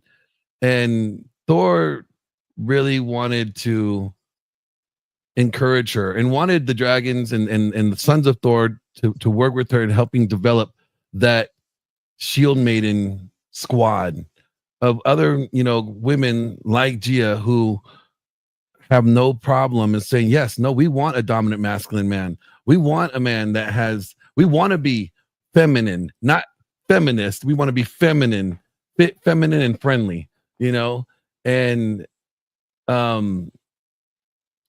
Gia, we are the guys on this panel here that you see, they all love and respect Thor, and they will all have your back as you do it. And we will help you, be there to help you, to encourage you, to support you as you take on this Shield Maiden role. Thank you. Thank you. I truly believe that men lead men. I've always said that. But I think that women can help other women. And I do think that the good thing about being a woman is that we have a little bit of insight of how women operate, right? Nobody knows women better than another woman. So ain't that the truth? It is important, I think, to have somebody that can have the insight. And one of the things that's helped my relationship and my marriage over 20 years is understanding male nature and female nature. So that's why Thor, that's why I love Thor, because he understood where I was coming from. He knew I had a very curious mind. I always wanted to become better every day. My motto is learn something new every single day. So with that, I do want to help women. And I think that a lot of women are kind of turned off from it or from the manosphere or red pill just because they feel like they're always getting kind of attacked, right? And I think that women are very funny in the way that you communicate them, that they have to hear the message in love, and they have to be able to relate to it. And I don't think there's enough out there. So yes, that's why I told Thor I'd absolutely down to help him in any way that I could. And Gia and I have been working. We have some things coming up in the future that we're working on. We're going to be really taking what Thor wanted us to do and create a couple pilot shows and see how they take to really kind of bring out this squad of female Shield Maidens that are ready for battle. It's going to be interesting. It's going to be a great opportunity. Gia, I wanted to give you an opportunity because I know you're busy. You are a very busy person as it is. So if any final words here, and you can stay on if you like, but I just wanted to give you that opportunity to exit if you had other things to do. Yes, I'm going to let somebody else take my spot, but I just want to say thank you all for, all of your welcome. I appreciate being here. It's an honor. I will always remember everything that Thor taught me. I will continue to spread his message, and he will never be forgotten. So thank you guys. I appreciate everything. Take it easy, Gia. Thank you so much for your time, and we'll be talking soon. Okay, see you all soon. Bye-bye. Bye-bye. All right, gentlemen. Randall, you ready? Are you here, Randall? Can you hear me now? We can hear you loud and clear. There we go. No idea what's going on with my audio, but it's all right. Anyways, Dane, I just want to thank you for sharing your father with us. He was a father figure to many, myself included, and I count myself lucky to know him. So thank you for that. But yes, I've met Thor in person several times, and I've met him online through MLB's men community. And he was just so open and welcoming to everybody, even the Spurgs. He tried to help everybody. And so he had the utmost patience, and it didn't matter how many times you stumbled or you struggled, he was there for you. There's times where I had to step away from the dragon ship to focus on real life. And I felt like I was letting him down by having to do that. But he never did that. He never gave me that impression. That was just me. I just gotta say, like, one of my struggles, and I know some others struggle with this, is imposter syndrome. When others look to you as a mentor, when you feel like you know nothing. Your father told me one day in Miami, when I talked to him about this. He's like, we stand on the shoulders of giants that came before us. So don't feel like you don't belong where you are. Because those men put in the groundwork to lift you up, to put you where you are now. And don't you dare let them down. Don't dishonor them in that way. And so I know for me personally, I'm going to live my life in a way that will not dishonor your father. That when I see him afterwards, after it's time for me to go on, he will look at me and say he's proud. I hope all of us can live a life half as rich as his, because that will be a life well lived. Thank you, Dane. Thank you to your siblings, and thank you to Missy for sharing him with us. Absolutely. Thank you. Thank you, Randall. No, I'm going to go ahead and drop you down, Randall. We'll talk soon. I want to give the opportunity to Ken. How you doing, Ken? I'm doing well, thank you. Can you hear me okay? I can, sir. I hope you guys will forgive me if I slip and call my friend Mike. That's the only way I knew him. He was one of my oldest friends. And I call him my friend. I'm going to tell you a couple of stories I think you might appreciate because I'm one of the guys who can tell you these stories. When we first met, a group of us got into martial arts. And we had a great instructor, a good leader, and a guy who taught us very diligently. Mike joined after us and quickly surpassed us. Our first belt, to pass the belt test, you had to perform every technique perfectly and not get hit. We would stand face to face, and the other attacker would strike at you with either hand, and you had to execute a counterattack perfectly. If you failed one time, if you were touched, or if you bobbled your technique, you failed and you'd have to retest again later. At any rate, most of us took a little bit over a year to get our first belt, which is equivalent of perhaps a brown belt in a lot of styles. Mike got his, I think, Mitch can correct me, but I think about 9 or 10 months. So he started well after us and got his. He was the second one that I knew of to get his belt. The first one was a man who'd been there longer than the rest of us. And then I'm going to give you one other story really quickly. I know there's other people who want to talk. Well, I got more stories than that. Dane, can you hear me, Dane? Yes, I can. How you doing, Ken? It's been a long time. I'm doing real well. I remember the first time I saw you, sir, I was in the hospital when you were a little baby. Mike had me come over and see you, his firstborn son, and I'm proud to see the man you become. Thank you, Ken. Mike has been an important person in my life, and let me see if I can remember another story. I had him before I got here, but once you're on the stage, it all goes away. Mike was diligent. It's already been spoken that he had a lot of interest, and he put everything he had into it. It reminds me of the scripture that says, everything you do with all your might. In the grave where you're going, there's no serving or striving or knowing. And also whatever you do it for the Lord. So Mike was a man that when you were with him, challenged you just by how he did things for you to do better. And I know very little about the things you guys are talking about, but it doesn't surprise me at all that he would surround himself with men striving for excellence, because that's the way he's always been that I've known him. And always very generous and uplifting. And that's how I'm going to remember him. Great to see. There's my other story. When Mike was burned in the vault, when my friend was burned in the vault, he was going through a difficult time in his life. It wasn't just that he made a mistake. His marriage was falling apart, and it was very distracting. He was taking care of his sons and having a full-time job. And Mike wouldn't make excuses, but I know I remember very vividly that his supervisor had told him that he didn't need to put safeties on, that it was fine, somebody else had taken care of the situation. And Mike very nearly died in that vault.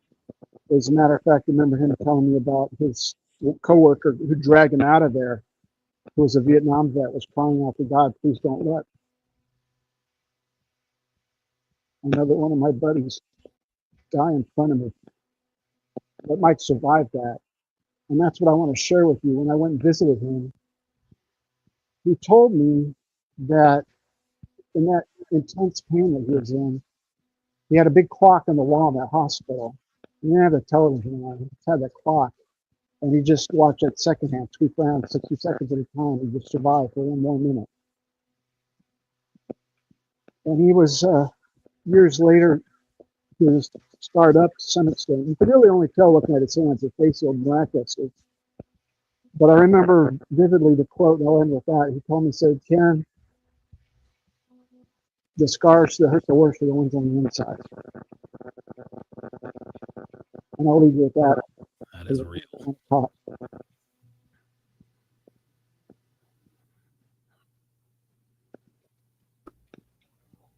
Thank you, Ken. It's good to see you, buddy.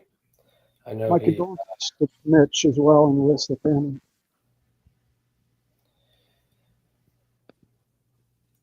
Hi, Ken. Thanks for saying that, Ken. It's good to see you. Good to see you. You need to reach out to me. You guys can contact me. My phone number hasn't changed in years on Facebook or whatever. But we lose touch with people sometimes, and it's just life gets in the way. Yeah. And this is a very vivid reminder that just because somebody's not there doesn't mean they're not going through stuff. Just because you don't hear from them, they're still there. They're still.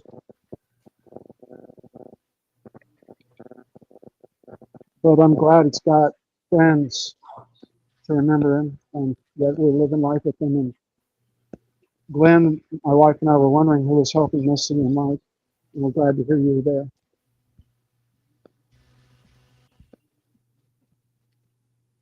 It's good stuff. Let's throw this on over to Wraith because I think he's got to get going here pretty soon. Yeah, and I apologize for having to take off, but I just wanted to say, to the Thor's family, I understand that you of the loss, but please celebrate his life because that's the most important thing for him. Because he was and is bigger than life, and people deserve to know about him for the next 100 years if your family can keep that going. And I, to Glenn and all those guys that are left behind, I am totally cool with what Thor wants to do. Him and I have talked many times about, including women in a space where they have an opportunity to hear from people that don't blame them for things. And too many times the space gets filled with that. And we as men can be harsh with women, I guess, sometimes with the way we talk about them or feel about them. But as Donovan knows and Paul knows, I don't talk bad about women. I never have. And going on to the dragon ship, that was the one stipulation that I give Thor. I won't talk bad about women. They've got their own issues. They've got their own problems. And my job isn't to go in and make them feel worse about themselves, but it's to educate them and men about what it takes to be, first off, human. There you go. And second off, about how to grow yourself and be the person you want to be. So I look forward to working with Gia, Glenn, and Vidar, and all the guys that are going to participate in this new venture. And if you guys need anything, get a hold of Glenn or get a hold of me, and we'll see what we can do to help. With that, I'll miss you, brother. Thank you, Wraith. Thanks, Wraith. Let's let's throw it on over to Donovan Sharp because I think he's got to go too. Yeah, I've got some stuff that I got to take care of. Yeah, thank you guys for having me. This was very cathartic, I think, for all of us. I think grief can be, and just like the guy on the bottom left, I forgot what your name is, but that's the realest shit I've heard in a while. Is sometimes the scars on the inside can hurt worse than the scars on the outside. And when you're dealing with grief, it's very easy to, spiral, do things that are uncharacteristic, because you are dealing with grief. It's very important that we choose healthy outlets, to relieve our grief and our sorrow. Because at the end of the day, when you destroy yourself because you're grieving someone else, you're dishonoring that person. The loved ones that we've lost, they don't want us to ply ourselves with alcohol or crawl into a bottle because we just can't handle things. Easier said than done, I know, but that doesn't mean it can't still be done. So, for all of us out here who are grieving, the death of Thor, just make sure that we choose healthy outlets to sort of help us relieve all this stuff. It was great to be here. Great to meet all of you. Dane, again, congratulations on the birth of your daughter. My condolences to you and your family, and I appreciate you guys having me. Thank you, buddy. Appreciate you. Absolutely. Thanks, Donovan. I gotta say, I fucking love that Stetson, man. Hold on. AJ, that Stetson's pretty badass. I gotta put this on, and then we should throw it on over to you, man. Dude, at first I thought I was gonna hate it. I mean, it's part of the culture, and now that I've pretty much 6 years now in Texas, I've kind of assimilated to it. But first things first, he wasn't able to make it, but he wanted to. Vince from Masculine Geek, he left me a message. Give his condolences to the families, Dane, Missy, Glenn, Mitch, and he just wanted to talk about how Thor joined us for D&D, some Advanced Dungeons and Dragons first edition, because apparently back in the day, you guys used to get down into it and play it, and he's excited to join us. We played a few games before got too hard for him to be able to be there for us during it. I've actually taken over one of his characters for the Drew Bay campaign, which we are going to give him a heroic last stand in the next couple of sessions, as well as we had Thor come on for mini painting as well over on Masculine Geek, and I have a 3D printer, and I printed him out a giant, pretty much Warhammer Proxy Titan.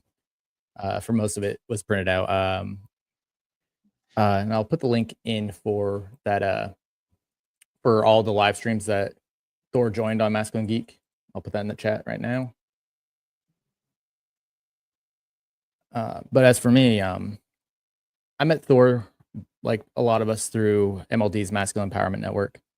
It got to the point where I did the Money Muscles game thing with John, and then Glenn was on one of the Dragons monthly meetings, and it was a freebie that your father gave out to all of us.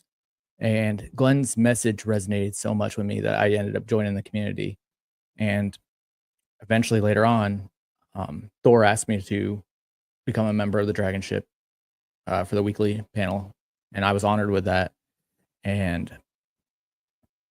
that alone opened up so many doors for me. Whereas that's what got me in touch with Vince to start doing Dungeons and Dragons with him, and Rolo Tomasi and Rational Mail is one of the dungeon masters for that. So getting to work with Rolo one-on-one was pretty awesome. And your father gave me probably the best piece of advice I've ever gotten from anyone in the men's spaces. Don't start beef. Try to get along with everybody. And I try to honor him with that. I don't want to beef with anybody. I use our greatest superpower as a man, which I think your father is actually the first one to tell me that. We have the ability to walk away. So if something doesn't work for me, I'll walk away. And then the book project came to carry on his legacy and write on more books. I released my first book last October on emotional durability, something that I was probably like 70, 80% there. And then working with your father got me all the way there. During that time, I also switched careers, or well, I'm in still the same career, but I switched employers, which again, you'll hear like Mike talk about it, Donovan talked about it.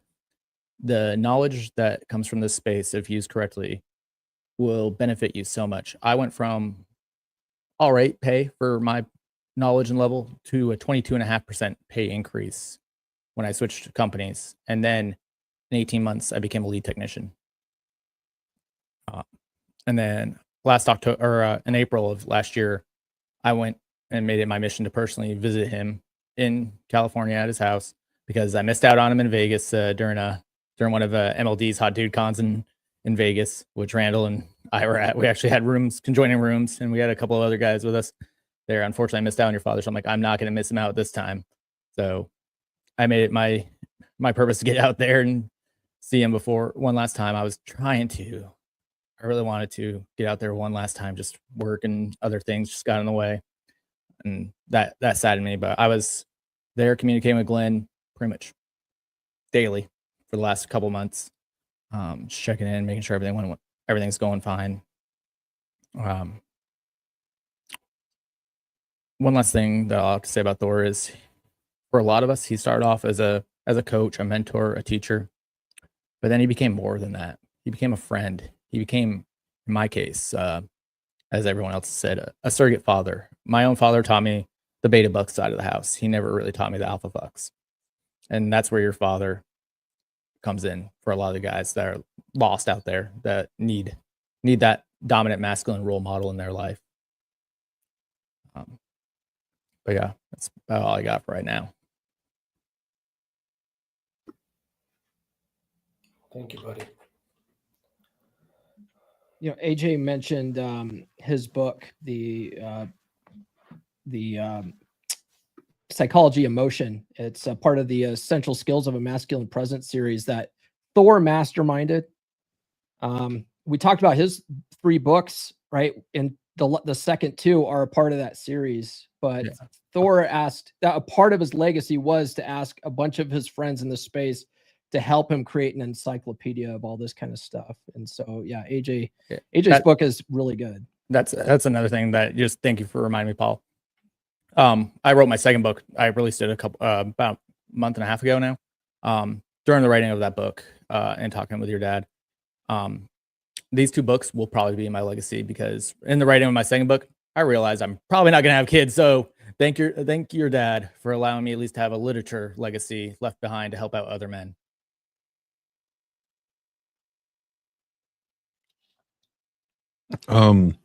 Mike Steele, do you want to say anything here?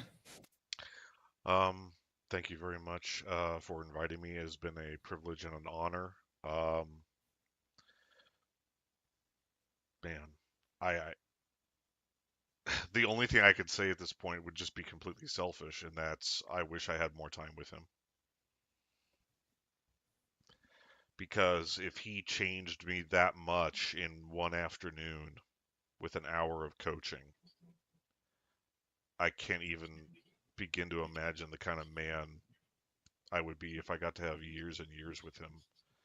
But I'm not going to worry about what could have been, because what Thor would want me to do would be to strike out on my own and shape myself through myself. So he's a damn fine man. There's no other expression. He's a damn fine man. And you look just like him, man. You look just like your father. It is unreal. And you even sound like him too. So you got if you don't have any ink, you got a lot of catch-up work to do. You got to get a whole. I don't know about that. You don't know how much ink Dane got. I only have one. Oh, okay. Well, yeah. Someone said it in the chat earlier. There's some big shoes to fill, but it's not like that, because we don't expect you to be him. We expect you to be you. But maybe just like a dash, a little of him. You got to do the perched lips, you know. You got to do the perched lips and the eyebrow thing. There it is. There it is. Get some blonde dye and get the little strip going. But I want to give thank you for Andrew sharing your K father real with us. quick. Thank you. Thank you, Mike. I want to give Andrew K, who's been very patient, the opportunity to speak. Thank you, Dylan. Can you guys hear me? Yes, we can. All right. Here, let me start my camera as well. So my deepest condolences to Thor and his family.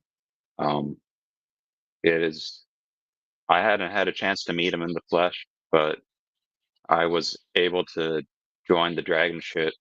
I got to meet so many of the men in there, and just and I got the chance to meet talk one-on-one with Thor about he was so knowledgeable about blood work and getting your testosterone up that it really just that short conversation showed me a lot about his character and just about his passion to help other men. So it is a great you can consider it a loss, but it's just a great step forward for everybody and for this new legacy that he has left behind and his principles. And I think in one of the groups, I think this was before his book, but he made a list of different principles, and I keep it on my wall every morning that I see it. So even a stranger like me, it seems like your father left a lot. So my deepest condolences. I appreciate that. Dane, I wanted to share with everybody our little video that I made us. You know the one. So Thor is a Viking through and through. Axe throwing was his thing. He made even how-to videos to axe throw. And Saturday, the day before he passed, we had the family here, but what better way to honor the man than to throw some axes? All right, so here we are, ready to learn how to throw our Viking axe at our most hated enemies. Target. And I'm going to go ahead and count. 1, 2, 3, 4, 5, 6. Now I'm facing away from the target. As you can see, nice comfortable stance. As I'm ready to throw this, I would line up on it.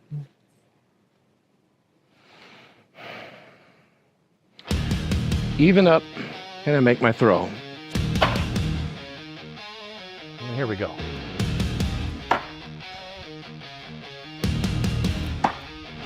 There's the knife. Yeah. There it is. Look at that. Look at that. In the flame from the wreckage of weakness, we rose with a name carved into stone. Every scar that we wear is a map of the pain. It's like away. Taught us to care. We don't chase approval, we don't beg for respect. We lead from the front, we command and protect. From the silence of shame to the roar of a core, we are men reborn. We are sons of Thor. Nice. Raise your hammer, raise your voice. This is the call. This is the choice. To be the fire that breaks the mold. To be the steel, unbent bold. No more boys lost in the noise. We built the men, we killed the ploys. We're the storm, we're the law. We are the legacy. Sons of Thor.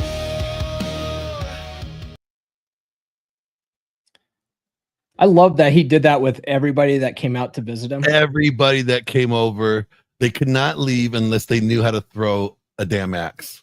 And the knife. And the knife. Yep. That was fun. Yeah, it was good times. It was really good times.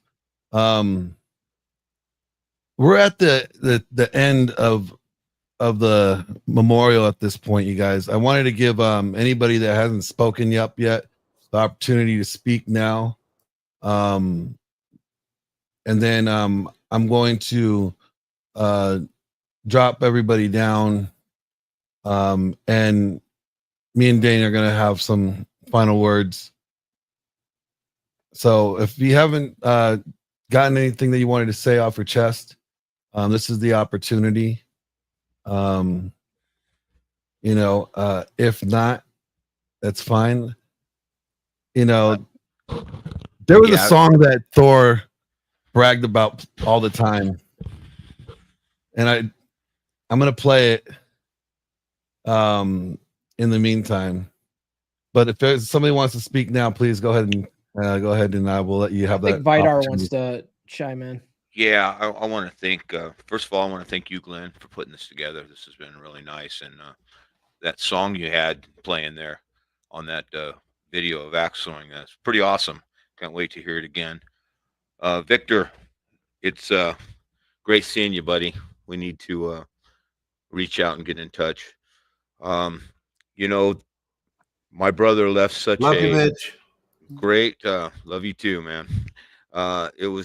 He's left such a great legacy, and it's so wonderful to see the people that he's touched, and how it's going to live on. And you talk about the axe throwing and the knife throwing. It's something we've done since we were little, and he always excelled at it, like a lot of things. And I'm glad he got to share that with everyone. I know there's one story. We went to a mountain man rendezvous years ago, and we were a little late, and he was looking forward so much to being in the axe and knife throwing contest.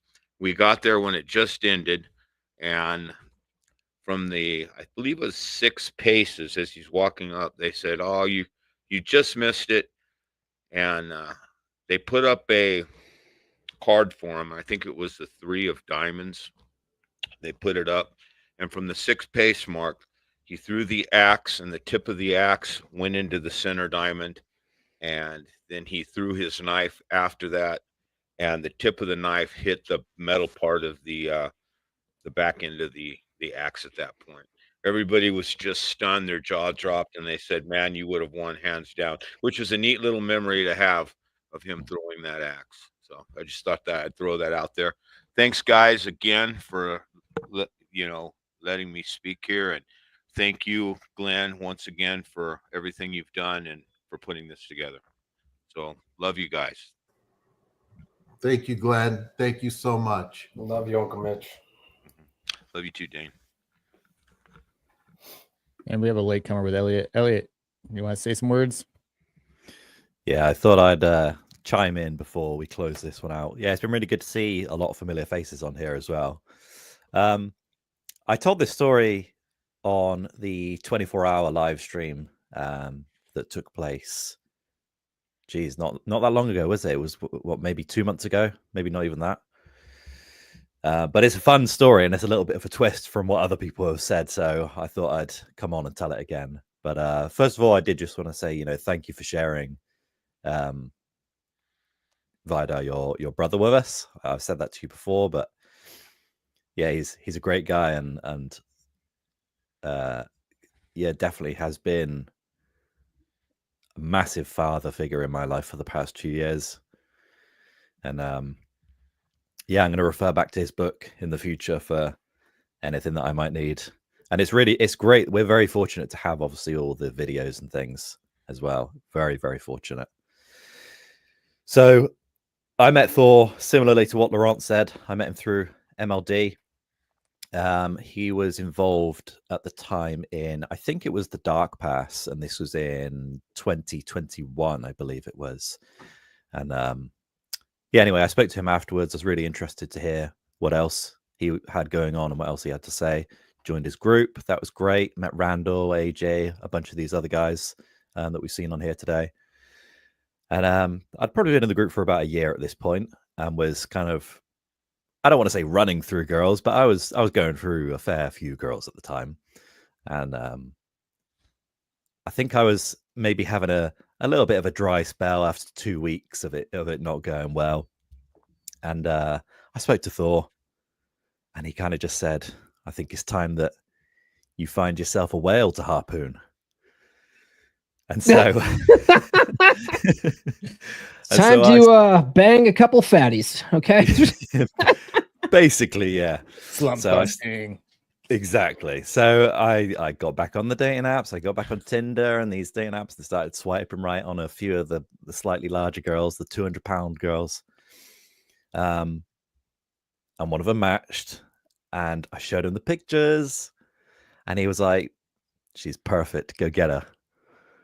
So I met up with this girl, took her home. We did the deed. 20 minutes into it, I'm like, I'm really sorry, but I just can't continue doing this. You're going to have to go.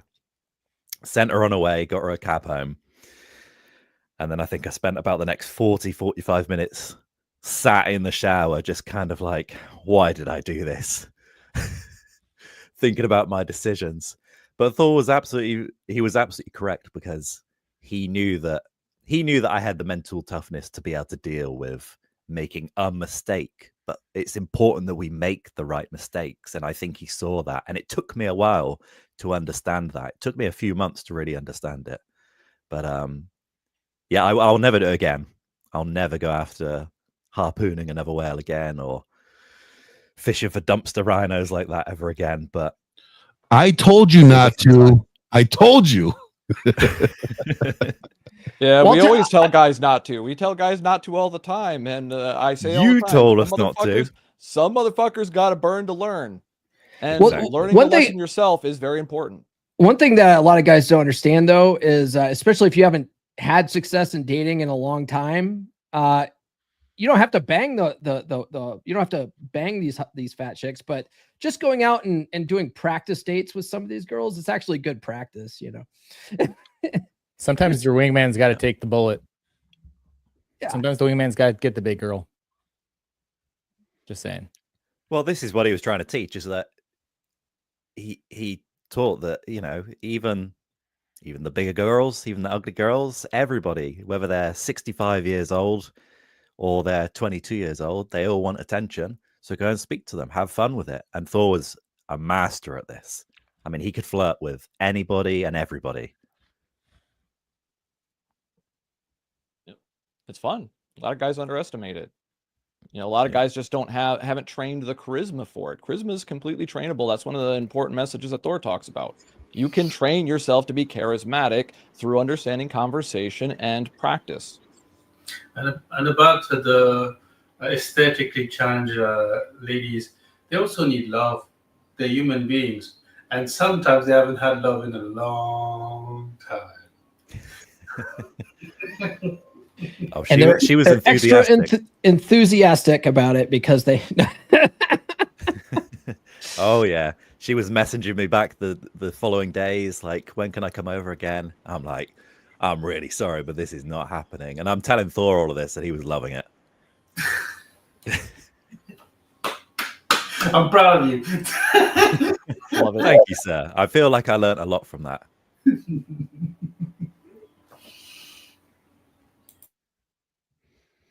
So yeah, if anybody else wants to go, we got anybody in the back, Glenn? Because I got no powers here like Paul, so I can't see. No, that's that. It's pretty Everybody's empty on back there. stage. Yeah. You want to just go around the horn then?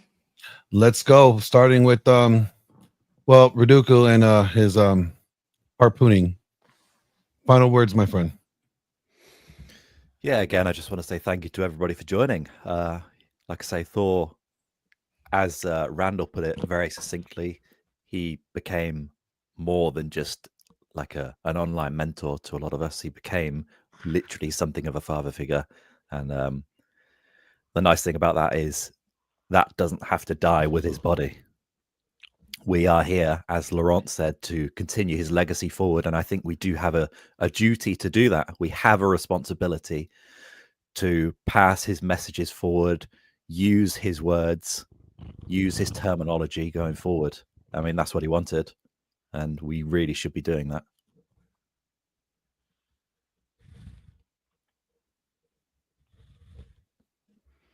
I guess throw it on over to Tarl there. Yeah. Just speaking about Thor's legacy, he was a man that, like it was said before, he plans and he never stopped planning. You could see even at the end, when other people might have told him, man, maybe you should just chill, and he's like, no, we're doing the dragon ship. We're gonna keep pushing this content out. We're gonna, he was pushing Glenn, asking me about like how to change the studio and stuff like that, even just a couple weeks ago. Like, no joke, like this, he never stopped ever. He kept wanting to push his legacy and make sure that it did outlast his mortality. So I can't help but be humbled and honored that he would even, include me in this. He wanted to remodel the Sons of Thor kind of after a motorcycle club, and so I have the position of secretary. And I looked it up. There's a lot of responsibilities and things like that, depending on how we arrange things going forward, that, seem right up my alley and like a perfect fit. That's the kind of things, liaison work and stuff like that. I'm really good at talking to people. And as Paul says, I'm also really good at yelling at people when I need to. Sometimes you need a drill sergeant, Paul, you know that. But that's Thor's legacy, be able to speak to people how you need to speak at the time to help them get the result, not to make yourself feel good, not to make others feel good. He always was thinking about others, even at the end, even when he realized that he might not be here. Like I said, he had the same plan, but there was two variations of it, one with him and one without him. And he made damn sure that the plan without him would still go off without a hitch, even if he wasn't there to oversee it himself. So I can't help but be humbled. And as somebody mentioned in the chat earlier, traditionally, Vikings, I'm a descendant of Norse Viking royalty. We celebrate life. We appreciate it. Same way we give thanks for the hunt. We don't take things for granted. We celebrate all the good and ignore the fucking bad and do better. All right. And then, sir, down the lower left, I can't remember your name, but Victor. All right. Let's what are your final thoughts, sir? First, I want to say how much I love the family. They were part of my family. I grew up with them. So I really do want everybody in the Markinson family to know that, it hit me really hard. I won't even get into all that. I know it hurts the family as much more, but anyway, I just want to tell you guys, there's so many places that Mike excelled. He excelled at a lot of places, and Mitch can confirm this. It really was that kind of a thing. I talked about his martial arts while he was still climbing the ladder at work. This is like major energy, right? You got to put out. And then after that, he decided to become like a bodybuilder. And then he became an author. And he became what you guys know him as, right? His name is Thor to everybody here. Well, that's his mother who had the foresight to name him that, right? Michael Thor Markinson. So his family is just part of the fact that everybody here sees the extension of who he really is. It's just an outcropping of his wonderful family. And I just want to say, in my concerns over Mike, was that at the end of his life, I was worried, and Glenn tells me Glenn was there for him. And, everybody needs to realize what a big job Glenn did. You could see it in that video. Huge kudos to Glenn. And he's still helping Missy. My wife is best friends with Missy. We love her. And I want everybody to know that, in my world, what mattered to me is that his salvation was there, and it was. And I love Mike. He was one of my best friends, my brother. 44 years. We grew up as teenagers. We had a band together. He continuously excelled. I got into all the things that you guys know him about, guns, food storage prepping, don't trust the government. And, he was the first guy to listen to Alex Jones. And I started listening to Alex Jones, you crazy, and he's like, it's just showmanship. He's just putting sizzle on the steak. But he was always willing to bend his ear in a direction that the mainstream wasn't in. And it took him so many places, right? And then when I had said to him, "Hey man, have you thought about checking your hormones?" Because I was on hormone treatment, and he got into that. Like, look at, everybody should know he really got into it. And he says, "I'm going to be a bodybuilder and everything." And in fact, I don't know if you guys can see it, but back there, I have the fitness machine. Do you see it? It's the FT2, same one Mike has, because I went over to his house and I said to him, "What the hell is that?" And I was so blown away. He goes, "Oh no, you got to go down there, go to the warehouse. And here's the card for Fred." And I get the deal that, I get the factory blowout because it was a really great deal. And I bought the same machine, and he comes over. I got a video of him lifting massive amounts of weight on it because, Mike always had to be really strong. He was enormously strong. But yeah, everybody needs to know that it's always a branch, right? You branch into new places in your life. And even at the end there, they were making funny videos. Seriously, that's really, we have to see it for what it is. It's a creative spark that God puts in you, and it just flourishes all the way to the last day. So I just want to say, and I'm sure he loved all you guys because this is what he did. So I'm glad that everybody was here, and I'm glad I got to meet you all. And, again, love and kudos to the family. I love the Markinson family, always will. And I'm very, very grateful to see all of his friends in the internet world show up and pay their respects. Praise to all of you. Kudos to everybody here. And thank you, Glenn. And that's what I have to say. Thank you for that. Laurent. Laurent. Yes, sir. Final words, sir. Oh, it's 5 a.m. here. So there's a storm. Yesterday I was rescued by not rescued, but I was greeted by the Coast Guard because I was kite surfing and I drifted to a cliff. So the Coast Guard came and, "Dude, what are you doing anyhow?" So I'm going to do that today again. And anyhow, Thor has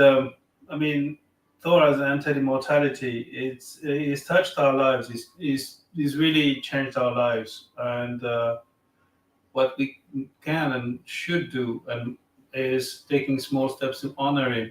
It's not because he passed on that we should disband. We should continue. And Paul, you said something really interesting. You said this is why Glenn is carrying on the torch. He does it with altruism. He doesn't put his ego first. He puts the message of Thor, the legacy of Thor first. So let's continue. I'm always here.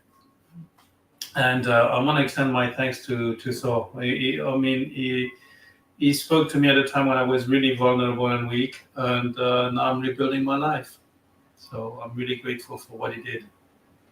And I'm also really grateful to have met all these sexy young men like all of you guys, like Paul, like Elliot, like AJ. All of you guys should be on Greta Thunberg, at least. You all are threats to the global warming. You're so hot, especially you, Paul. Stop. No. Keep going. No, I'm just kidding. And my deepest condolences to you, to the members of the family. Deepest and sincerest condolences. But you see, this is somebody that we probably didn't. I live 10,000 kilometers away, and still he touched on a lot of lives. So, thank you very much. That's me. Mitch. I think you muted yourself. Yes, sir. Yeah, I want to thank you guys all again for this outpouring of love that you have showing for Thor and the rest of the family. Really appreciate it. Thor, his biggest thing was his legacy, and it lives on through all of you. Laurent, what was that saying you had? You quoted someone about immortality. Goethe. It's a German philosopher. It's a German poet who said there are two types of immortality: the small one and the greater one. The small one is when people who knew you remember you after you passed on, and the greater one, the greater mortality, is when people who didn't know you remember you after you passed on. Thank you. Yes, that is that is the immortality that's going to live on with my brother Thor, because his books, his genius, it will live on, and it's so needed. I know that years ago, in the early '90s, when I started getting into the pickup artist movement and listening to everybody's theories and looking for myself to see what things were working and trying to learn uh, the psychology of the interpersonal dynamics and how women are, and doing a lot of watching myself, I started bouncing in a nightclub, and I noticed, in fact, it was a nightclub where um, it was known where white women and black men got together, and that was what it was known for. And I kind of wondered why this was going on, and it didn't take me but a couple days of watching to realize that the only guys that were acting like men in that club were the black guys.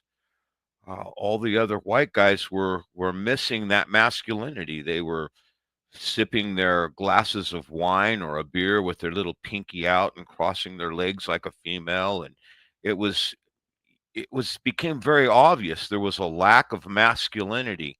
And even when I still got into the pickup artist movement and then into the red pill, it was, to me, the genius of Thor, that all these little techniques that would work for that, and the psychology of that he summed it up completely, that what men were missing more than anything was that dominant masculine presence. And I think the world has purposefully, against God, has tried to drive that from modern men to destroy society.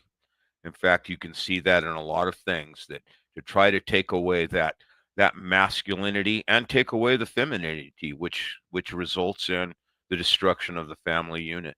And I think there was a genius there, and his books on teaching young men who may have not been raised with the ability to have a masculine man in their life is going to live on, and he's going to have that masculine, that immortality that's talked about, with men that have never even known him will remember him.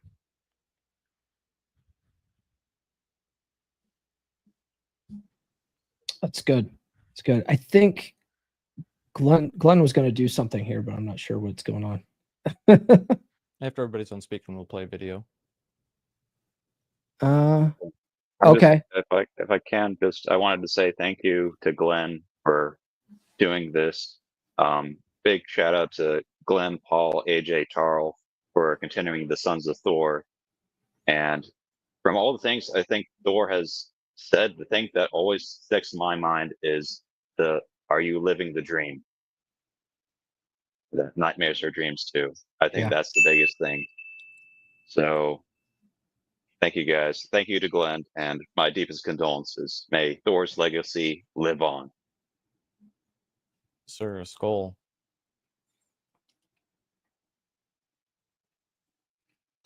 You want me to So go, the or way you it want comes Tara to across go? to a lot of people is I had my fun, but You ever notice how the red pill's really good at pointing fingers, but terrible at handing out solutions, right? Yeah, it'll tell you what's wrong. Feminism is out of control. Women sleeping around like it's an Olympic sport. The courts are rigged. Society is hostile to men.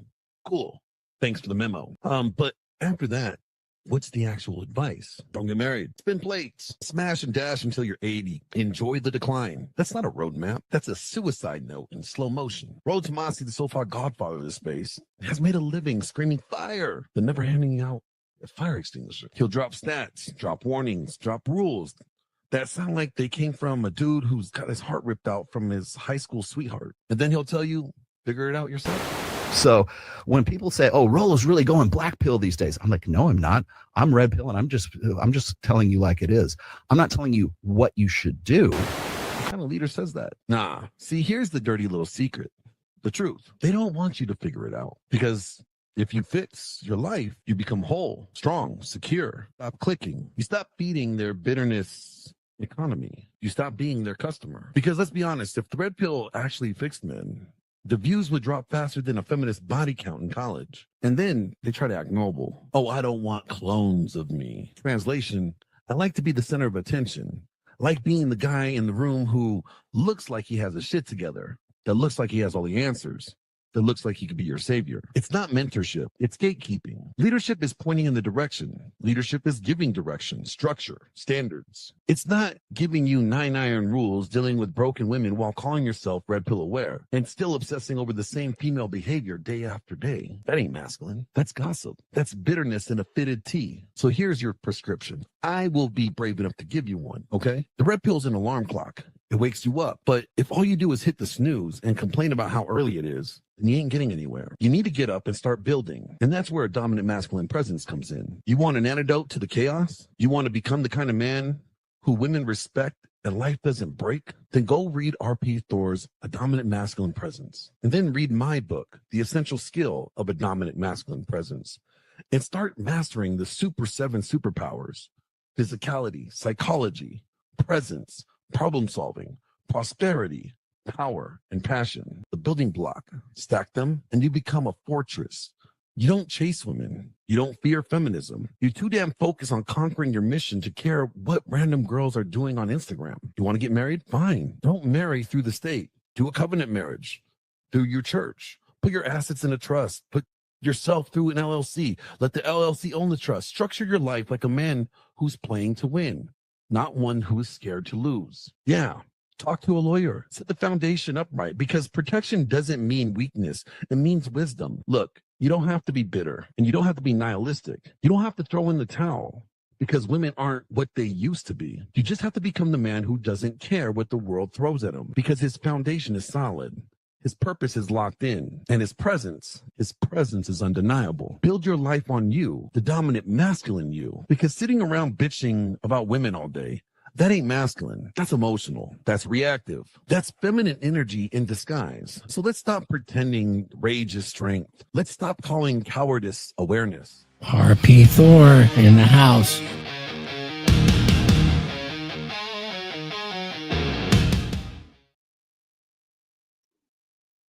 Yes, sir. Muted, Glenn. Dane, you and I got to speak a lot last night, my friend, my brother. I do plan on going golfing. Okay. We're totally doing it. I'm going to be Happy Gilmore. Okay. And sometimes my swing looks like that too, and it's successful. Sometimes it's not. But we were talking about what your dad really wanted. He wanted to bring back families. He wanted to bring back that unity. And you know, your dad set the model with your own family. It wasn't the traditional normal family that everybody would talk about, but your dad took family, as broken as it was at times, and he put it all back together in the end. I got to see your mom, you know, your family all together, even when they were at hard times. He was the glue that held them together. And your dad led the life by showing us how to do it.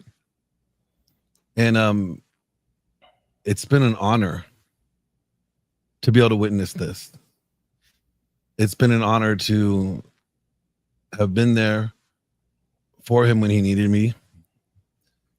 You know, your dad gave me some marching orders, and I didn't like all of them. I'll tell you that. Yeah. But you know, like I said to you earlier, I lost a friend, but I gained a brother. You know, and his legacy is not just going to live on through what we do here at the Sons of Thor, but his legacy lives on through you. And I told you, whenever you're ready, this cut, your father's cut, is waiting for you. I appreciate that. I appreciate you for upholding his wishes, his mission, and all of you for, you know, carrying on his legacy with Sons of Thor and just being there for him in his time of need, because I know he was there for you guys as well. It was reciprocated, and he was proud of all of you. He talked about all of you at length with me. It's going to be an interesting chapter with my new baby, and I just got to call upon him up in Valhalla and get the advice that I would usually get if I needed to call him. And that's the one thing that hurts the most is just he was my best friend. Anytime I needed advice, he was the guy that I called. So I may call upon you guys one day. So I appreciate you. And we will be here. We will be here. You know, Dragons, you guys remember in the beginning, you know, the music Thor would play? Yeah. He always would play this one song before the show would start. And well, it's only right that we have the creator of this song here to play it with us. Get some blood for Valhalla.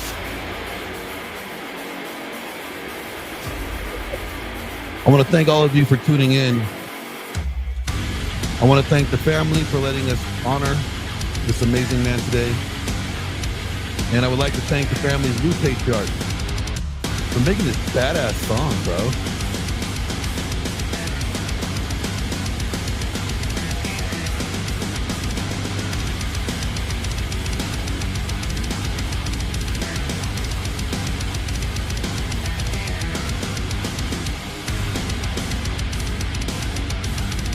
And until next time, everybody,